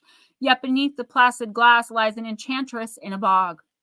She drinks her fill of innocence and sups upon your soul, withering your sense of self until her bowels are full. Gross.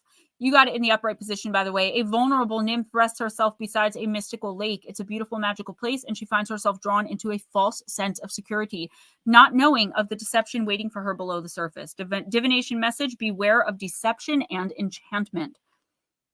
A female with bad designs will seek to lead you astray when you are at your most vulnerable. She may be enchanting, but don't allow her to lure you down an improper path. Though you may feel defenseless, know that as long as you stay true to yourself, you will not be led astray by her. Keep your wits about you. The nefarious female in question may not be a stranger. She may be someone you already know whose goals are at odds with your own. Whether she's a trusted colleague, a longtime acquaintance, or a dazzling new friend, don't be deceived by the glamour of what she proposes. If a situation sounds too good to be true, trust your instincts. It's deception. Mandy girl. So, okay. Obviously, someone is deceiving you, okay? Nut slap, I really am. Mandy, someone's deceiving you. I don't know if it's happening yet or if someone's like setting you up. Like, I know the card says female, but I feel like this could be just someone with a lot of feminine energy in their chart. So if you look at a birth chart, it'll show you have 4 masculine, 6 feminine, whatever. Some signs are more feminine than others. So while it's more than likely a female, just keep in mind that it could be a male that just has a feminine chart. Although they usually don't do stuff like this, depending. I feel like this person is weaseling their way in because you're in a moment of weakness as they see it. But really, it's just emotional vulnerability. You're looking for someone to relate to you. You're looking for someone to hear you out, to understand where you're coming from. And unfortunately, the people in your life that you should be going to, it's like you don't trust them or you don't want to bother them. Now this person is like, oh my gosh, like if you listen in the next week or two, if you don't have someone like this, a female more than likely who is like your soulmate, soul sister, that you're like, I can't believe like this person, I'm so lucky. No, this person is not an authentic person. It's narcissistic energy. I don't know. I can't diagnose anyone as a narcissist, but it's narcissistic energy. It's very toxic. This person is kind of using you to make themselves feel better. They're taking your energy and like transmuting it into, look at this poor person that I'm helping. Not meaning financially poor, but like, emotionally look. And then they're going to go and spread your business just to let everyone know how they've helped you. Also, again, if a house is too cheap to be true, it's usually haunted. This is like your dream come true, only it's not. And you're going to end up heartbroken and devastated in the end, more so probably than you are now. Don't trust anyone new coming in, and anyone from your past, like in your family, friends, even people that you know right now in this moment that have always been a little shady or that you've had issues with before, and they start coming in now like they're your best friend, they're apologizing. No. Just thank them. Listen to what they have to say, just to be polite if you can stand it, and then walk away and throw everything they said out. Also, an offer, a proposition is coming in that seems too good to be true. That's because it is. Don't sign any contracts. Don't make any major purchases. Treat it like a Mercury retrograde type energy. The next 2 weeks is not a time for major decision making. Don't go out too much, like meeting new people. Not a good idea at this time, Mandy. Anything that you're struggling with, try to work through it with your guides, with your angels, with your team, and with 1 or 2 people that you know you can trust. Okay, call up grandpa. Like I'm being serious, because you really have to watch yourself here. Someone, for whatever reason, is looking to hurt you. And I don't think they're specifically looking to hurt you. I think you just happen to be the person of the moment, that this is just the type of person they are. They feed on people and they move on after they've drained them. There you go. That's good. Stay far away from them. If you can't stay far away from them, again, take what they say with a pinch of salt and move on. Okay. Keep your distance. They're going to try to pressure you. I feel this pressure. Like I see you like with your pen to a contract, and this is how they're showing it to me. And this person like pushing your hand. They're trying to force you to, like, I don't know, invest in something, or even if it's not monetary, like they want you to bring your time. Please don't. There is something very sketchy and very shady about this person and their business dealings and all of their dealings with people. They're just not a good person. Who's next? Nut slap. Hello, sir. Again. Nut slap. I'll come clean house. I'm going to use the Wonderland Oracle. I just have to dig it out here.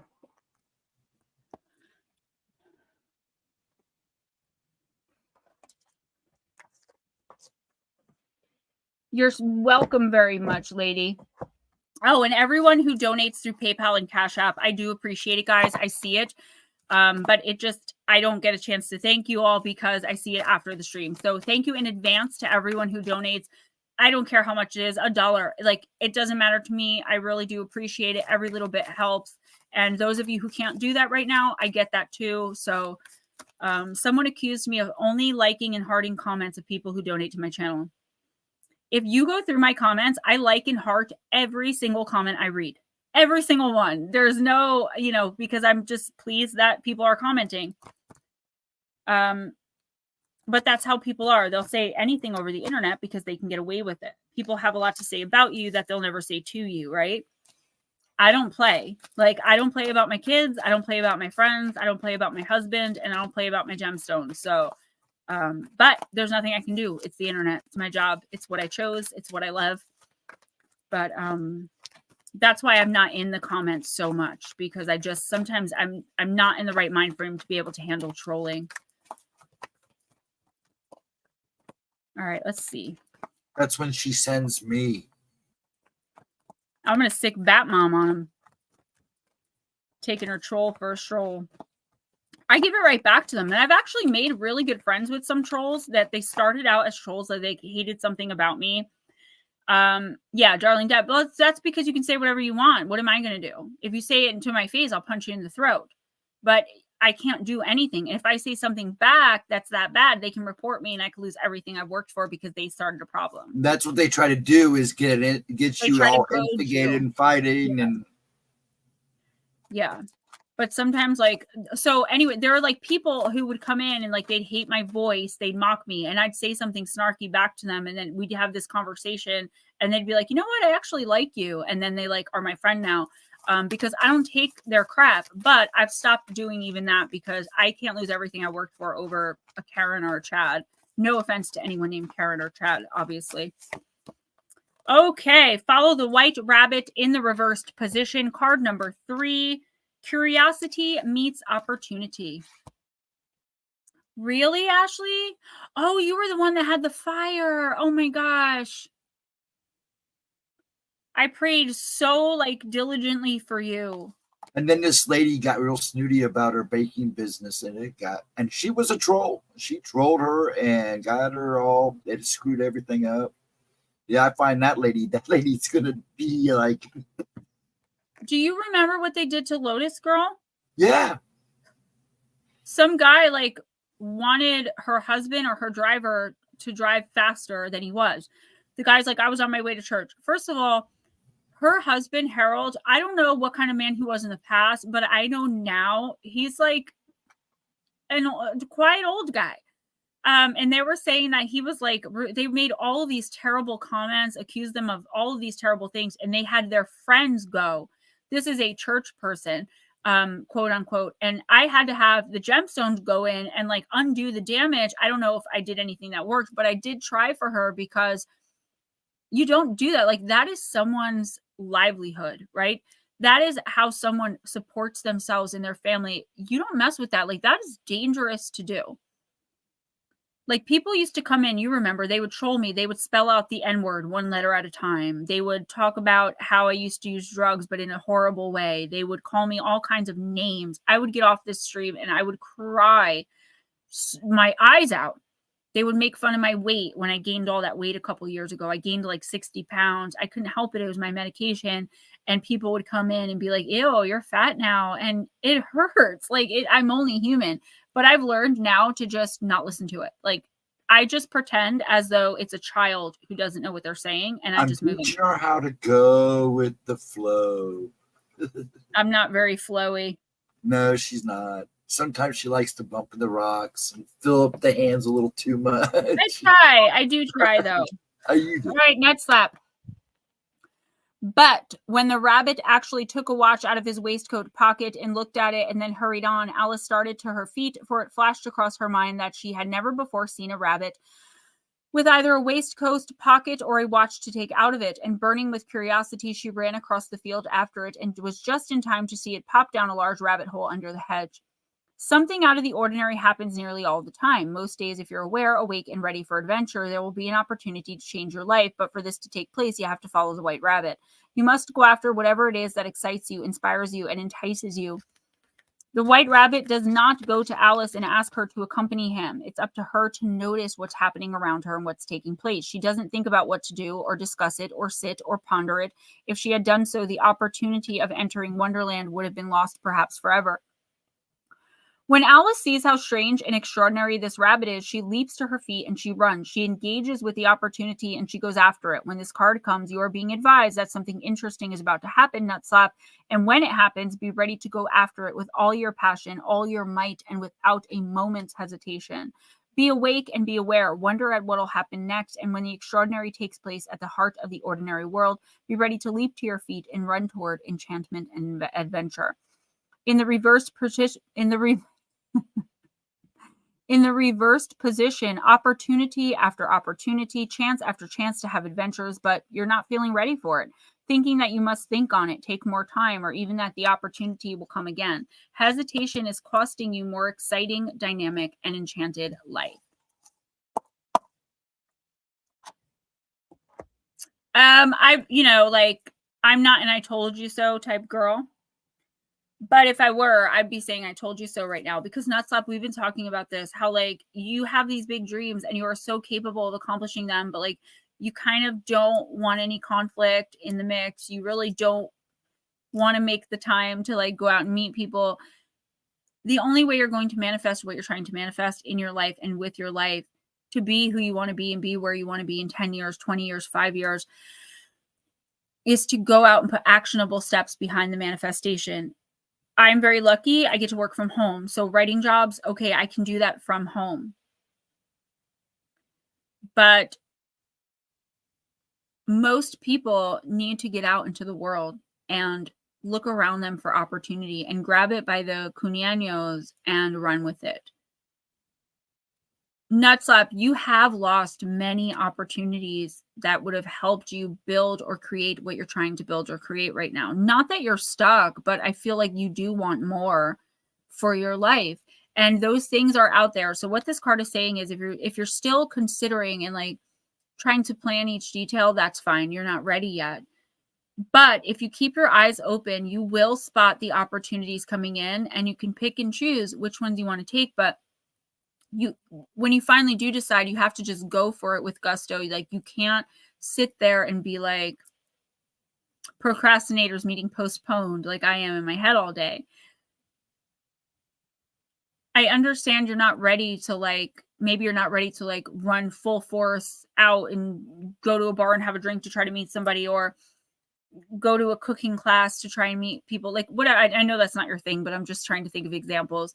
But you have to try exciting new things, things that you feel are exciting and things that are new to you, if you want exciting new things to be brought into your life.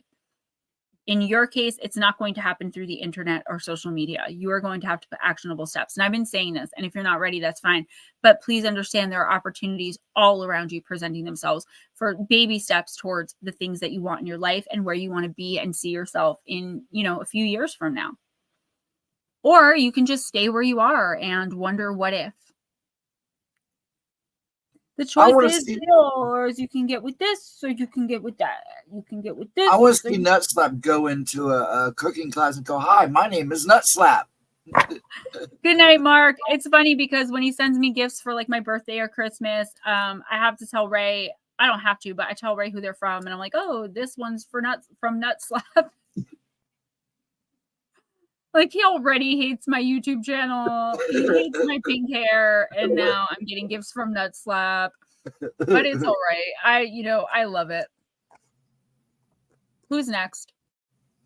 Blue Crossroads. All right, Blue. We're going to use the wisdom of the House of Night.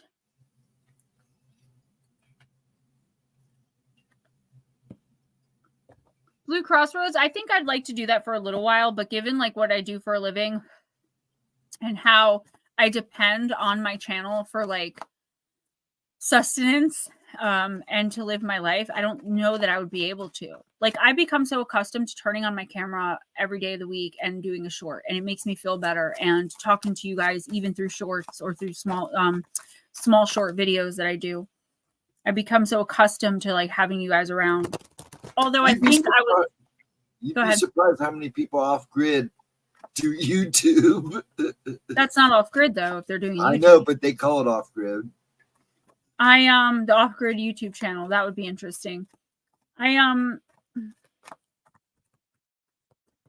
forgot what I was going to say. Sorry. No, it's okay. It wasn't a reading. It was just a random thought of mine. Well, I hate to screw up that rambling because you get so good at it. Oh, I was going to say, I do think I was born like way too late. Like, I belonged being born like in race time, or in like the 1950s. Like, I always said I should have been born in 55, college in the 70s, lived through the 60s. I would have loved it, and I would have fit right in. Thank you, Nutslap. Tell Amazon that with a 5-star review. I appreciate it. I put a lot of work into Danger at Your Door. And thank you for the title. I appreciate you too. Whoa, boy. Blue Crossroads, you got the moon. Dealing with Pisces, big Pisces energy here, and also could be some Cancer intermingled here. Card number 50. This is a sign that you must trust your gut. I see another theme coming here. Your instincts and intuition will lead the way through the darkness. When you choose the symbol of the moon as your guide, you know that it's necessary to look beyond the obvious to know the truth of things. Sometimes people will say one thing and you have a weird feeling that they mean something else altogether. You have the power. You're being asked to use it now. So, yeah, this is following your gut. You know what's happening. You know what the truth is. Don't try to talk yourself out of the truth because it's not what you want, right? Maybe something isn't what you want to accept. I'm just using this as an example.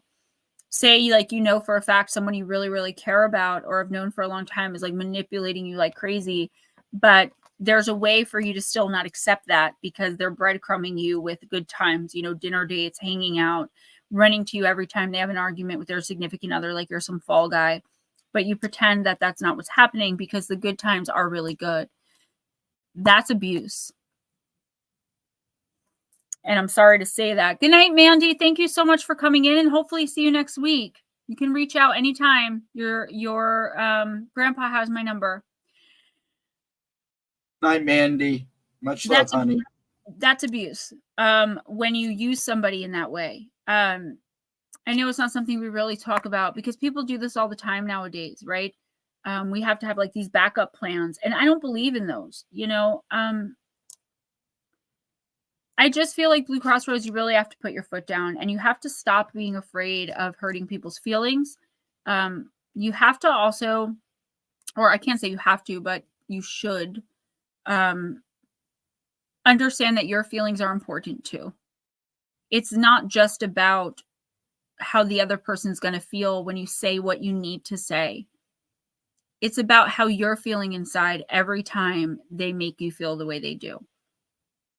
Stop tiptoeing around the reality of a situation.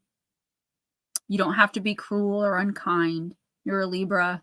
You're a Libra, Aries, Libra. Like, you're not going to be cruel or unkind. That Aries kind of makes me a little nervous, but I've got the Aries rising, so I get it. But it's time to end this, okay? For once and for all, like, you have to stop being so nice. Like, and it's not about really being nice, but you're giving your nice energy or good energy to the wrong people who are getting the wrong impression that they can push your boundaries and push your limits and step over the line. And you're not going to want to make them uncomfortable, so you're not going to say anything. Good night, Forest Friend. Thank you for coming in. Who's next? Sorry about that. Nutter. Oh, again, I misheard you. You know. Netter. We're using deep, dark, and dangerous. And I can only imagine what you thought I said. I thought you said nutter. And I was thinking nut slap. I love you too. Thank you so much. You are so sweet. Always a joy having you, Miss Forest Friend. All right. That's me.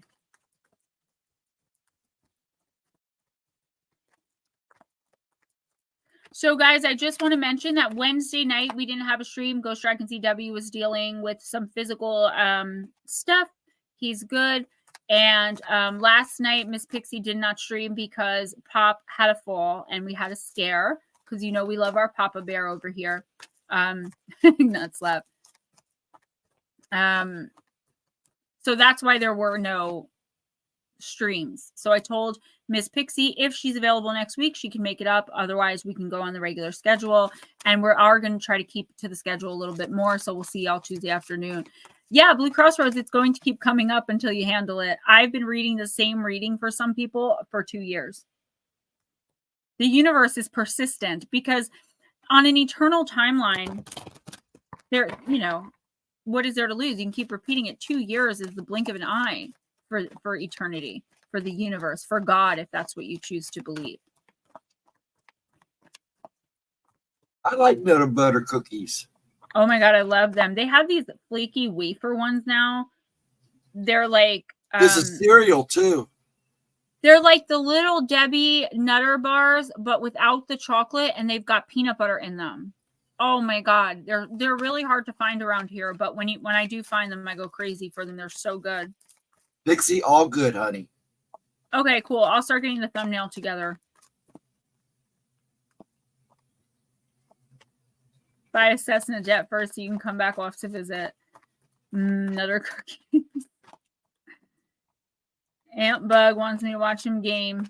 Oh, I know that feeling, girl. Good night, sweetie. Night, Ashley. Right. Give him all hugs and kisses for me, please. Aw. New England Art Roadie, you got Persephone. She's one of my favorites. The Journey, card number 16. It is deep. Blue, you know we're always here. I was going to say the S word, but I'm poopy with texts and communication. I'm sorry, but I do work on that. And I want you guys to know that, like, I am here. I just get in my own head sometimes. Like, I'm in the first week of a 3-week break I'm taking. I'm telling you guys, it takes me 2 to 3 weeks to pull myself out of my head. So a lot of you probably won't hear from me. It's not a personal thing. It's just me processing. I'm so used to being alone and isolated by my own choice. I'm not saying anyone's isolating me or by my own choice. I've spent about the last 12 years basically alone. So this is how I process. Oh, I'm going to show it to you. Don't worry. To rise, to get where you wish to go is a process and journey. While catalysts to change can appear overnight, transformation rarely does. Be patient. There's a season for everything. Netter, work with the cycles, the seasons, the moon, the sun. There is a time for introversion, extroversion, growth, and stillness.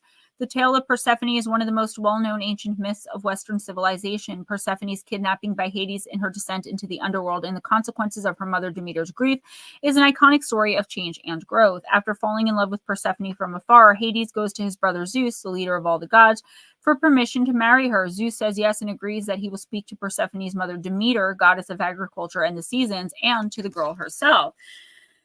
Zeus forgets, and time passes. Hades gets impatient, and Zeus is hard to find, so he seizes Persephone while she's simply picnicking with friends and takes her down to the underworld. Demeter searches for her missing daughter across the earth and cannot find her. In her grief, she stops helping the plants to grow. The weather becomes poor, and all agriculture dies up. The race of humans then suffer a great famine, and many are dying. Meanwhile, Persephone is frightened by the audacity of the kidnap in the underworld itself, yet she's treated with respect. Hades wishes to marry her and thus offers her a queendom, and with that she will become the co-ruler of the realm of the underworld and the dead. She will become powerful and a wife. As she is not dead and still has worldly needs, she is also offered food. A juicy pomegranate with ruby red seeds is given to her, but what she doesn't realize is that if she takes food while in the underworld, she will be a part of that world and she will have to stay. Up above on the earthly plane, men cry out for help to Zeus, and he hears. He asks Demeter to give the earth its fecundity again, but she refuses until Persephone can be found. By this time, some other gods know who took her, so Zeus goes to Hades to negotiate Demeter's demands, her daughter's return outright, but there's an issue now. Persephone has taken food. She has eaten 6 pomegranate seeds and so must stay with Hades. Zeus brokers a deal so that for 6 months, Persephone will stay with Hades and be his queen. The other 6 months, after journeying up from the underworld, she will spend with her mother on Earth's surface. She is escorted up through the darkness by her friend Hecate, the torch-bearer, who will illuminate the way. This is clearly a complex story with many themes, but one is that it is a story of cycles and transformation, life stages, and the struggles and triumphs of that journey. For example, in ancient Greece, when a young woman was married, she left childish things behind, left home, and joined the family of her husband. Her birth family were both sad and happy at this, and there was often a period of adjustment for the bride. Although losing her identity and freedom as a maiden, the bride is made queen of her new home and has responsibility over her realm. With the birth of children, the cycle repeats. The overarching idea here, too, is about the journey of the change of the seasons. We see how winter is death and rest, spring is renewal and growth, and summer brings all to peak fruition, then transforms again into the contraction of autumn. Change and transition are everywhere and constant. Netter, we see the natural cycles as equally important. There are times to feel introverted and extroverted, energetic and restful, happy and sad. None are better than the other. Your plant companion is the pomegranate, and your crystal companion is the garnet. Now, garnet comes in many different colors. I didn't know that until very recently. The red January birthstone of the garnet is so beautiful, but my favorite color is green, and therefore I like the green garnet the best. There's also yellow. Honey, take your pick. So, okay, New England Dirt Roadie, you are in a place of transition right now. And you've been in it for a long time, but I feel like you don't realize that you're keeping yourself in this place of transition. And like Blue Cross Rose said, he's like, same reading. Yeah, I know. I'm sorry, Netter, you too. It's like the same thing. You are only going to get out of this rut and moving forward and accomplishing your dreams and doing better and meeting people and getting into relationships and blah, blah, blah, blah, blah, beep, bop, boop, bop, bop, wah, wah. If you get up and get out there and put yourself out there. Just like I told Nutslap, maybe you're not ready and you don't realize it. Because I feel like you're always like, well, there's no opportunity. I swear to you, there's not. And I, you know, a part of me wants to believe you because I feel like that sometimes too. I really do. I feel like, you know, I'm the forgotten child. But it's just not true. The fact of the matter is I never leave my house, and like I don't, like, tomorrow's my aunt's birthday party. It's a women's only party. It's going to be like a grab bag thing. It's going to be super fun. I'm not going. Not because I don't love her. It's just because, like, it's like, people, you know, what if I were to meet someone who was also a writer who was looking to contract a writer? I don't know who's going, but I'm not into it. And I'd have to take that responsibility on myself. And I feel like as soon as you realize that you are the one that's in control, are you going to go out and meet people and find opportunities and pluck them out of the ether because they are your freaking birthright, as is abundance? Or are you going to sit still and wait for things to fall into your lap, which is probably never going to happen? I don't want to be tough on you because I love you. You're my gemstone. But if you want change, you have to make it happen. You have to force it if you must. Get out there and meet people. That's it. Who's next? And that comment doesn't fly with me, young man. No.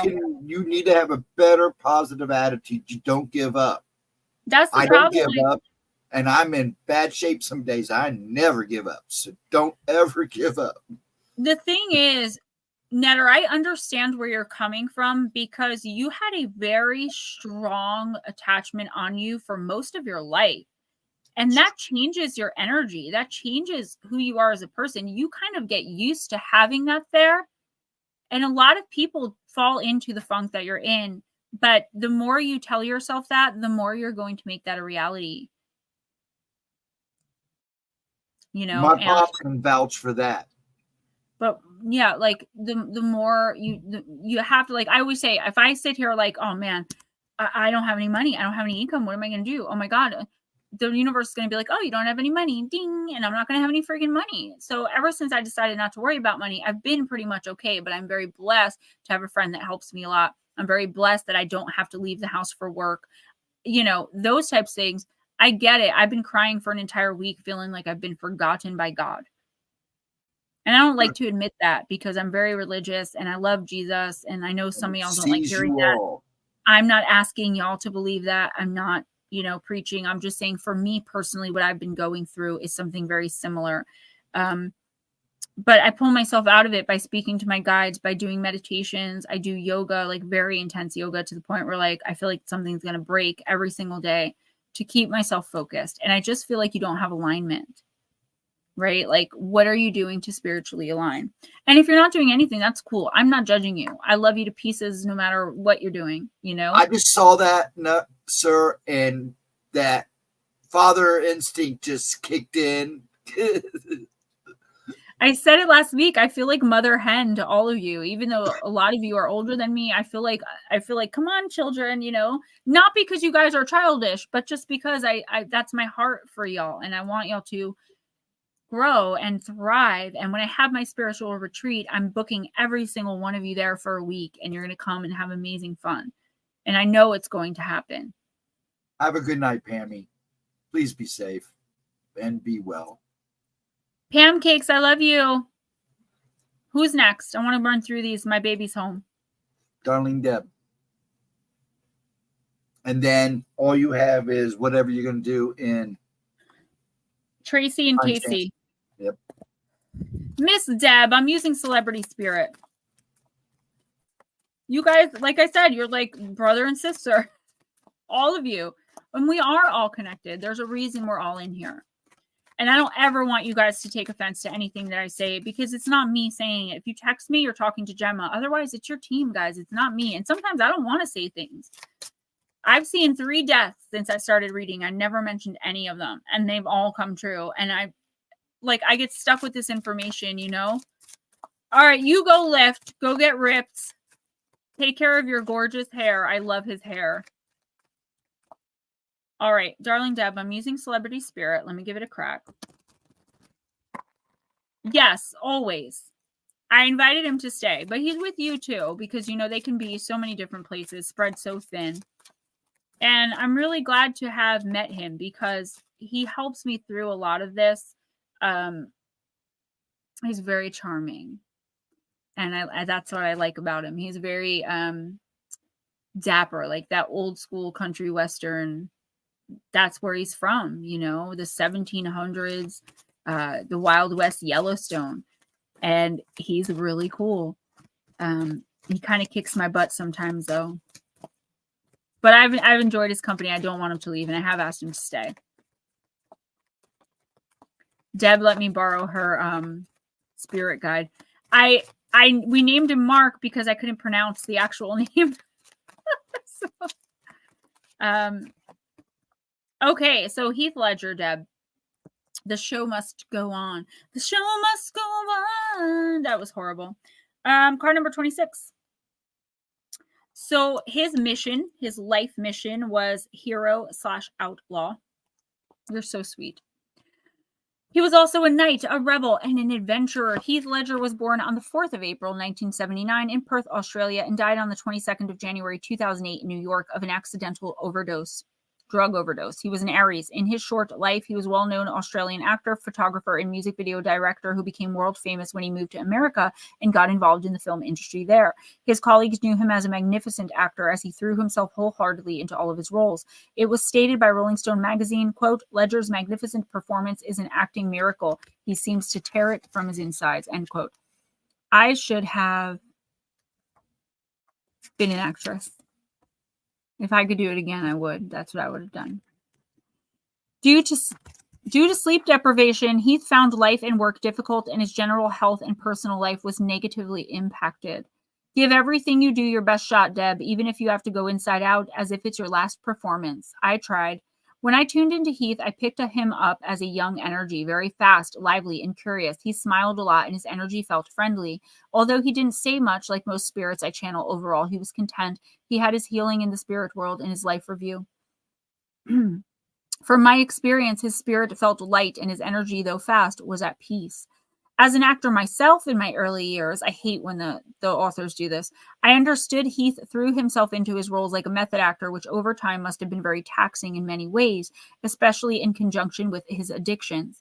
For someone who had such a controversial and fast life on Earth, I'm sure this is a blessing for his loved ones he left behind, his many friends, and for everyone who ever loved him. Heath's message was for people from all nationalities and social backgrounds to have the right to live a good and fair life.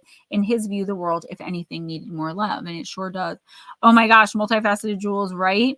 In 10 Things I Hate About You, I loved him, and that was before everyone jumped on the Heath Ledger bandwagon. A Knight's Tale is one of my favorite movies, even though I don't really care for the main actress. The meaning, Deb, if you have chosen this card, you have the natural ability to become whoever you want to be in any situation quite easily, like a chameleon. Sometimes we need to wear different hats just to be accepted or to fit into any given situation or what is presented to us in life.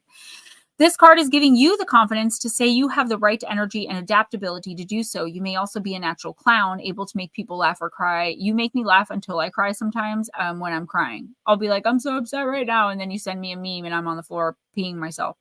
As if wearing a mask and giving you control without difficulties. This is a natural attribute to have as you are able to mask your real emotions and through humor, cross the boundary of social acceptance, representing what people would like to do or say themselves. Deb, you are, believe it or not, because I know you're not in this space right now, you're a spiritual leader. And I feel like you haven't come into that energy yet. And I don't think you were supposed to. I do feel like that's what we're, our work, our friendship, really. It's not really work. It's like our friendship building and growing the way it is, our sisterhood, our sistership. That's what that's about. And I do feel like that's where you're going, even though you don't recognize how you'll get there yet, or even that you're supposed to. I saw it in you a long time ago, before you even got married. I saw this energy in you. And now I definitely know it to be true. So what this card is saying is there's a few things. First, expect the unexpected. You may get messages. You're very open right now. We did that on purpose. You may get messages that don't make a lot of sense. Start writing things down. Start writing down your thoughts, your downloads, so that later on you can look back and realize that you were just receiving downloads and messages as to what to do next, where your life's going, what to be aware of. There's one situation in your life I feel like you're masking how you really feel, like going along to get along. And this is hard for me because I know you very personally. And I do feel like I know what this is. It's like, it's not bad enough to cause a conflict or create a stir, but at the same time, it bothers you. But you feel like if you say something, it's not going to be taken seriously anyway. And this card is just reassuring you that you are right where you need to be, doing exactly what you're supposed to be doing. I'm going to try my best to get that box out to you next week. I didn't have the money even for shipping, which is pathetic because shipping's like $8. But I will try to get it out. We have to take care of step 1 before we can move to step 2, right? So once we rid this energy of your home and do everything that we need to do, you know what it is, we'll move into your spiritual journey and what you're supposed to be doing. What this card is saying is it's okay. Normally the cards are take the masks off, stop hiding behind the masks. I don't believe you're hiding. I believe you're just doing what needs to be done right now. And honestly, for some reason in your situation, the universe is saying it's okay for right now because we are in the background trying to take care of it. So try not to snap. try to transmute all of the negativity, all of the sad feelings, the helplessness, the loneliness, any of that you might be going through. And you may not be going through any of it, but I do feel some sadness, some disappointment. Transmute it into laughter. Talk to a friend, have some fun, let it out, cry if you need to with someone you trust. Because I feel like the person that's disappointing you right now is not approachable. And you and I both know who that is, and we both know why that is. So we'll take care of it. Yeah, shipping should be anywhere from $8 to $10. And I just I haven't had it. And it really annoys me because I had so much money coming in. I was doing so well. But I didn't think to save any of it because I didn't know that my contract was going to randomly end one day out of nowhere. But I do have a new one coming in. You guys help me manifest it. I spoke to my mentor today and he was like, I started the project. Everything's good with me. I know you want to know when you're going to be called in. It's going to be soon. So within the next couple of weeks. So let's do that. Yeah, I love you, girl. I'm getting so tired. Okay, I'm going to read for Tracy and then Casey. Is there anyone in here that did not get a reading yet that wants one? Speak up or forever hold your peace, says the dragon. Or at least hold your peace till next week, right? Yep. Tracy, I am using, thank you. I love you, girl. I would never ask. I don't have it. Tracy, I'm using Black Moon Lilith. Yes, and that's what, and you know why it's okay that you're wearing this mask right now? Because we are doing something about it. You are cognizant of it. You're not pretending it's not happening. It's just, that it's going to take several steps. And we have to make allowances for spirit. Guys, this is real. There's a spiritual war going on that most of y'all can't see. And it's bad. When I tune into it, it's bad. They're everywhere just waiting to latch on. So if a person you love is having problems with addictions, compulsions, hurts, habits, hangups, anger, whatever it is, understand, not to your detriment. Okay? Thank you, Blue Crossroads. I appreciate it. You don't be understanding to your detriment. Okay? But you do try to make room for spirit attachments. I know it sounds a little bit wonky, but we all know what's going on here. And it's hard to be cognizant of that because it's so easy to blame that, right? All my mistakes are because I have some attachment I grabbed when I was 10 and my parents got divorced. No. But when we love people, we do have to make allowances and at least try to understand, especially as an open person, a medium, a claircognizant, clairvoyant person, that there are other things happening. And Deb, eventually, I'm hoping you're going to fulfill your contract of being able to actually see it like I do, because you do have that in you. Oh, Jules, that would be amazing. Let me send you my address. I'll text it to you if you have the same number. Why don't you text me? And then when the stream's over, I'll text you my address. Yeah, it's going to be gone. And like I said, that's not a cure-all. It doesn't mean everything's going to go away, but it does mean at least his choices will be his own. There won't be that compulsion behind it. And it's going to take some time, but you're doing the right thing. I know you do. I am excited for you because once you step into it and accept it, it is really exciting.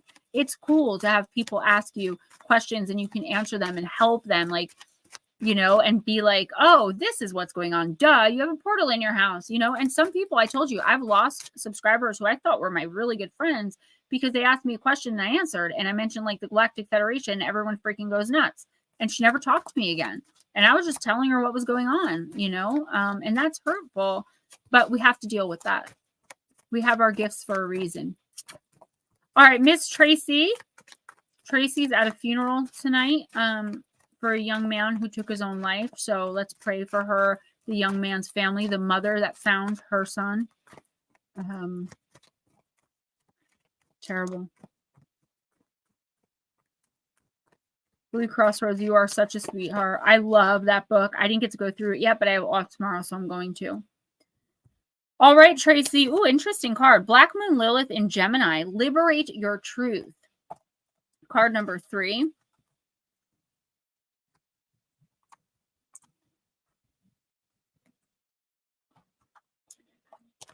Tracy, verbal conflict may be on its way, and this oracle card wants to help you speak your truth. When Black Moon Lilith in Gemini shows up, it's time for you to alchemize the shadow, limiting your voice. And you and I both know what this is about.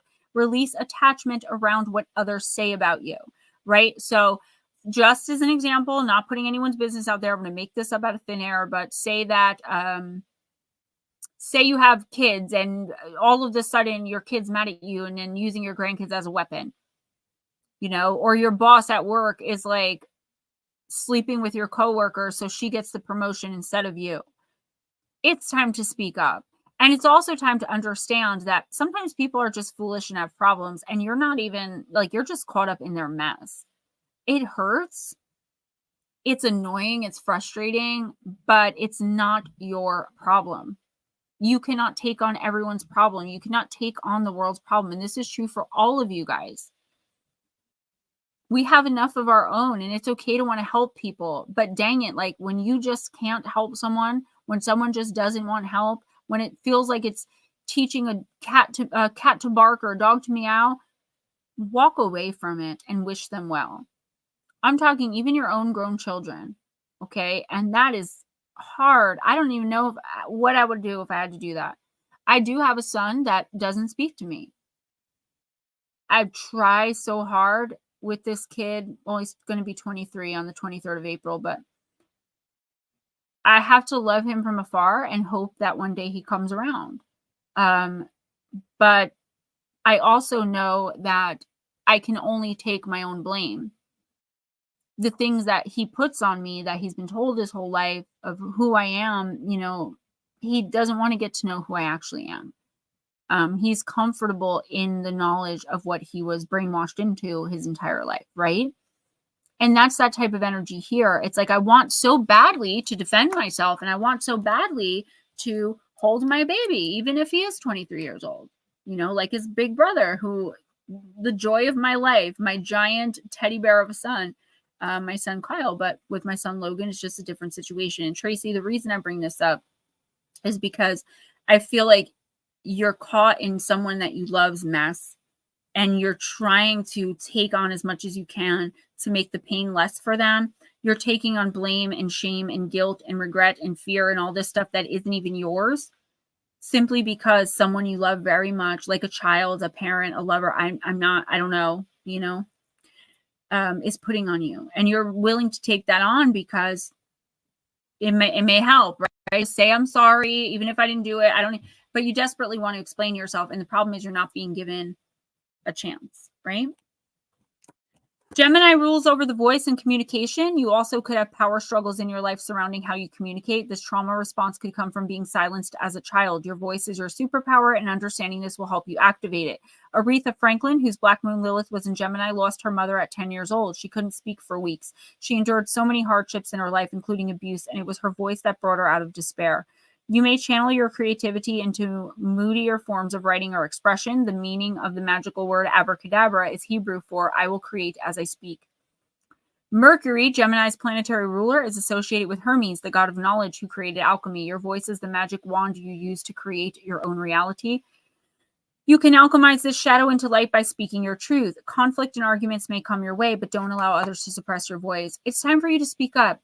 And not in like a defensive way, which is going to be really hard, because I do feel like someone here is putting stuff on you that is not yours. Don't own anything that isn't yours, even energetically, emotionally, spiritually, mentally, physically. If it's not yours, don't own it. Even if someone's trying to put it on you. It's okay, Tracy, to defend yourself. It's okay to speak the truth, whether the other person believes it or wants to hear it or not. And guess what? If you try and fail, if at first you don't succeed, try again. But this is not try again. This is, okay, whatever you want to think. I am whatever you say I am. If I wasn't, why would I say I am? Walk away, live your life. They will come to their own conclusions in their own time. It sucks that you have to suffer with whatever they're weaponizing against you in the meantime, but they'll also come to their own conclusions on that. Be honest and own what you own. Don't take on anything else that isn't yours. Emotionally, I mean. If someone's saying something about you that isn't true, it's just not true. The truth is the truth, and the truth doesn't care about your feelings. And I mean that in more ways than one, and I'm sorry for anyone who doesn't like it. Let's go to Miss Casey. You know I had to throw Eminem in there. Casey, deep, dark, and dangerous is calling your name. Then I am done, guys. So Pammy, Ghost Dragon says, I will hopefully be on tomorrow for Gemma's replays at midnight and Wednesdays 10 to midnight. Thank you, darling Deb. You guys are amazing.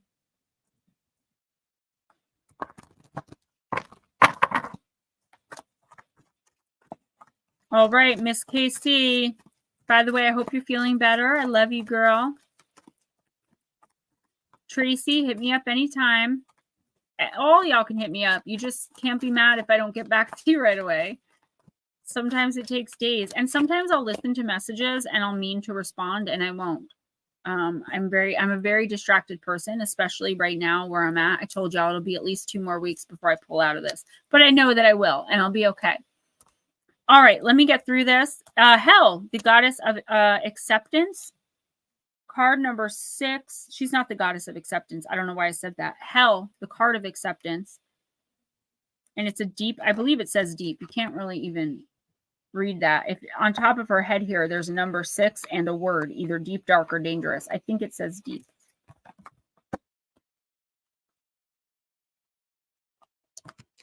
Things can never stay the same. Change must be accepted. Be flexible. Keep walking through difficult circumstances. Don't stop and get stuck. Acceptance allows you to move on faster. Surrender what is no longer yours. And Tracy, I hope you're still listening. In the Norse afterlife, there were a number of places you might go when you died. If you died fighting bravely on the battlefield, you might end up in Valhalla with the god Odin. Dying courageously, you might equally end up with the goddess Freya in her hall, the Falkvanger, or battlefield. Alternatively, you might end up with hell. With hell, it says, not in. Hel was both a goddess and a place. Hel, H-E-L, the goddess was a giant, and the daughter of the god Loki. I love Loki. Not to be confused in any way with the concept of Christian hell. This was not a place of punishment, but an underworld. When people died in a not particularly courageous way, they went to be with hell, a kind of benevolent middle place. It was a long and tough journey to travel to hell, and it was considered lucky to finally arrive. It could be a cold and lonely walk, so during funerals, the dead were provided with things to make their journey easier. A sturdy pair of walking shoes or hell shoes were often funerary gifts. You wanted to make sure dead folks had a good pair of shoes for their journey, lest the shoes break or wear out and they be forced to come back to life as a revenant. You also didn't want to be stuck in a place that wasn't here nor there because you had no shoes. Good night, Miss Pixie. Thank you. Despite the pervasive images of Vikings as savage warriors, history reveals that their martial expertise and penchant for war was only a small part of their story. They were innovative boat builders and navigators and incredible traders and innovators. They held sophisticated courts and allowed women to inherit, rule territory, lead ritual, and even fight in battles should they wish to. They also lived in accordance with a wide-reaching mythos, a spiritual belief system that was shamanic, animistic, and pantheonic all at once, but that went by no formal name. The Norse people simply practiced their beliefs by taking right actions in accordance with the stories and rituals passed down through the generations, and the idea of going to H-E-L, hell, was part of this. There was a deep understanding and acceptance of dying as a part of life. Although a person shouldn't die in vain or in a cowardly manner, virtue and living a good life in service to society and gods ensured that death could be accepted and a new life in the afterworld begun. Your plant companion is crowberry, and your crystal companion is thulite. What you mean when I know about Loki? I know lots. Do you know I had the first ever comic book in 1992, Mad Love, when Harley Quinn was introduced? She was supposed to be a one-time character in a one-time comic called Mad Love, but people loved her so much that they decided to let her stay. My name on Facebook was Harley Quinn, and I actually considered being Harley Quinn instead of Gemma Jade. But because of the Suicide Squad movie and the Margot Robbie thing, she became so trendy that everyone was now Harley Quinn, so I didn't want to be her anymore. And when I modeled, it was under the name HQ Monroe, Harley Quinn Monroe, like Harley and Marilyn. My one friend got me a poster-sized picture of it's like Marilyn, but it's also Harley. It's got like the Harley Quinn suit, and it's Marilyn Monroe's face. It's really cute. I don't know where that ended up. It was lost, and I'm heartbroken over it, but I was a comic book nerd my entire life. All right, Miss KC, let's end this.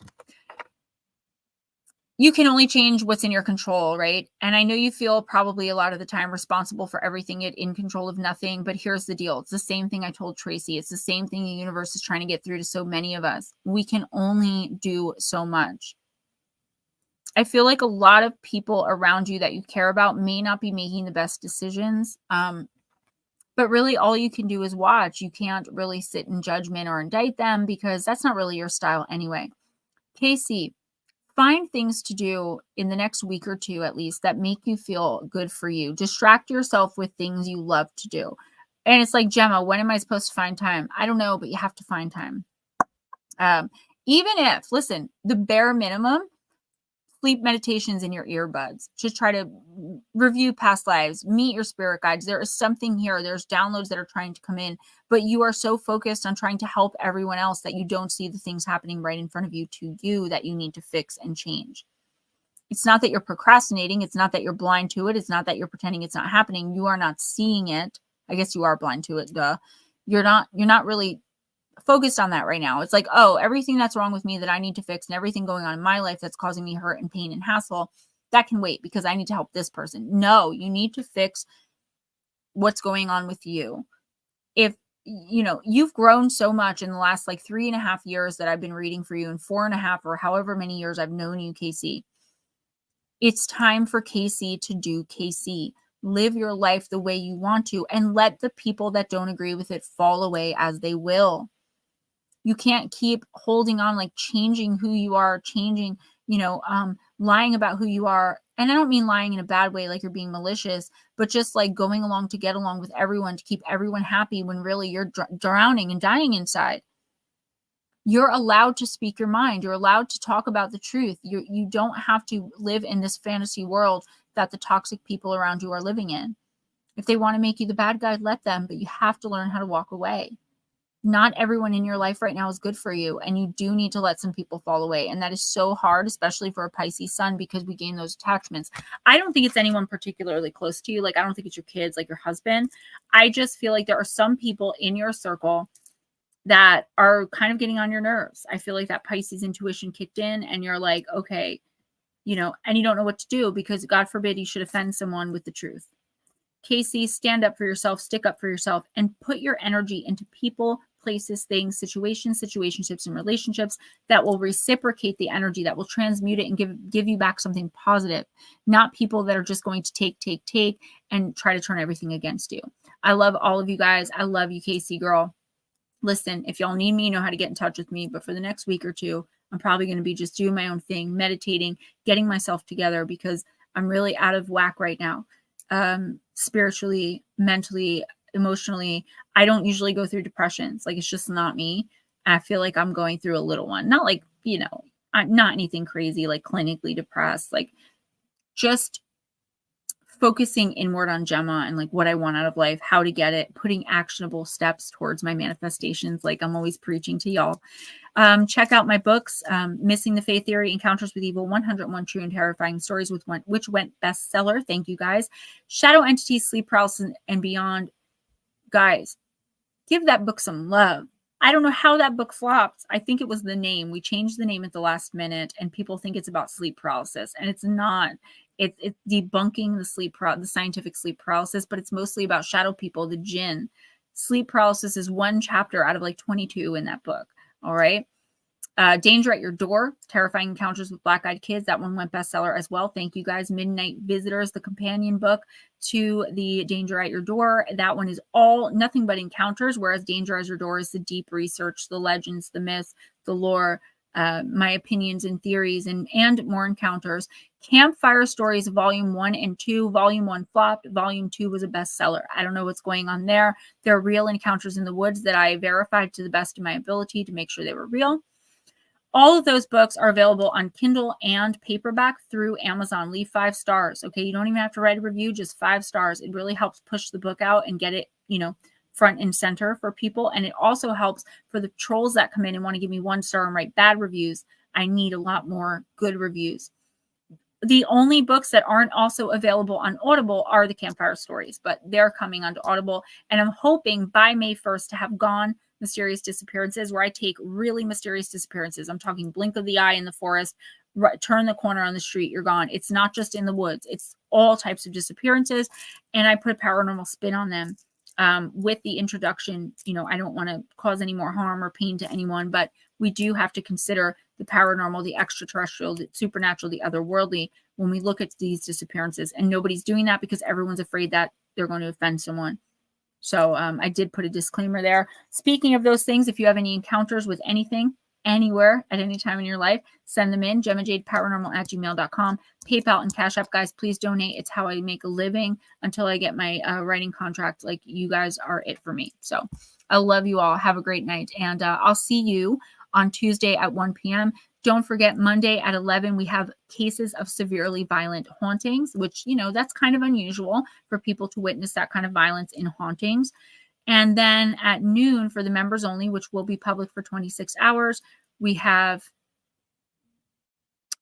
High Strangeness, Hauntings in the Forest. Creepy AF, guys. Check it out. Make sure if you're not a member, consider becoming one. But if you're not a member, that video, you can watch that until around 2 or 3 p.m. on Tuesday, and then it goes to members only. I'll see y'all at Afternoon Talk at 1 p.m. Eastern. We may have a special guest on.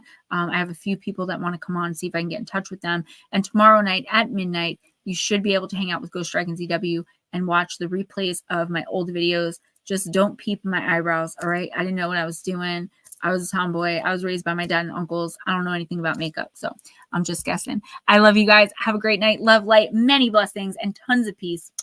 Bye. Gemma out.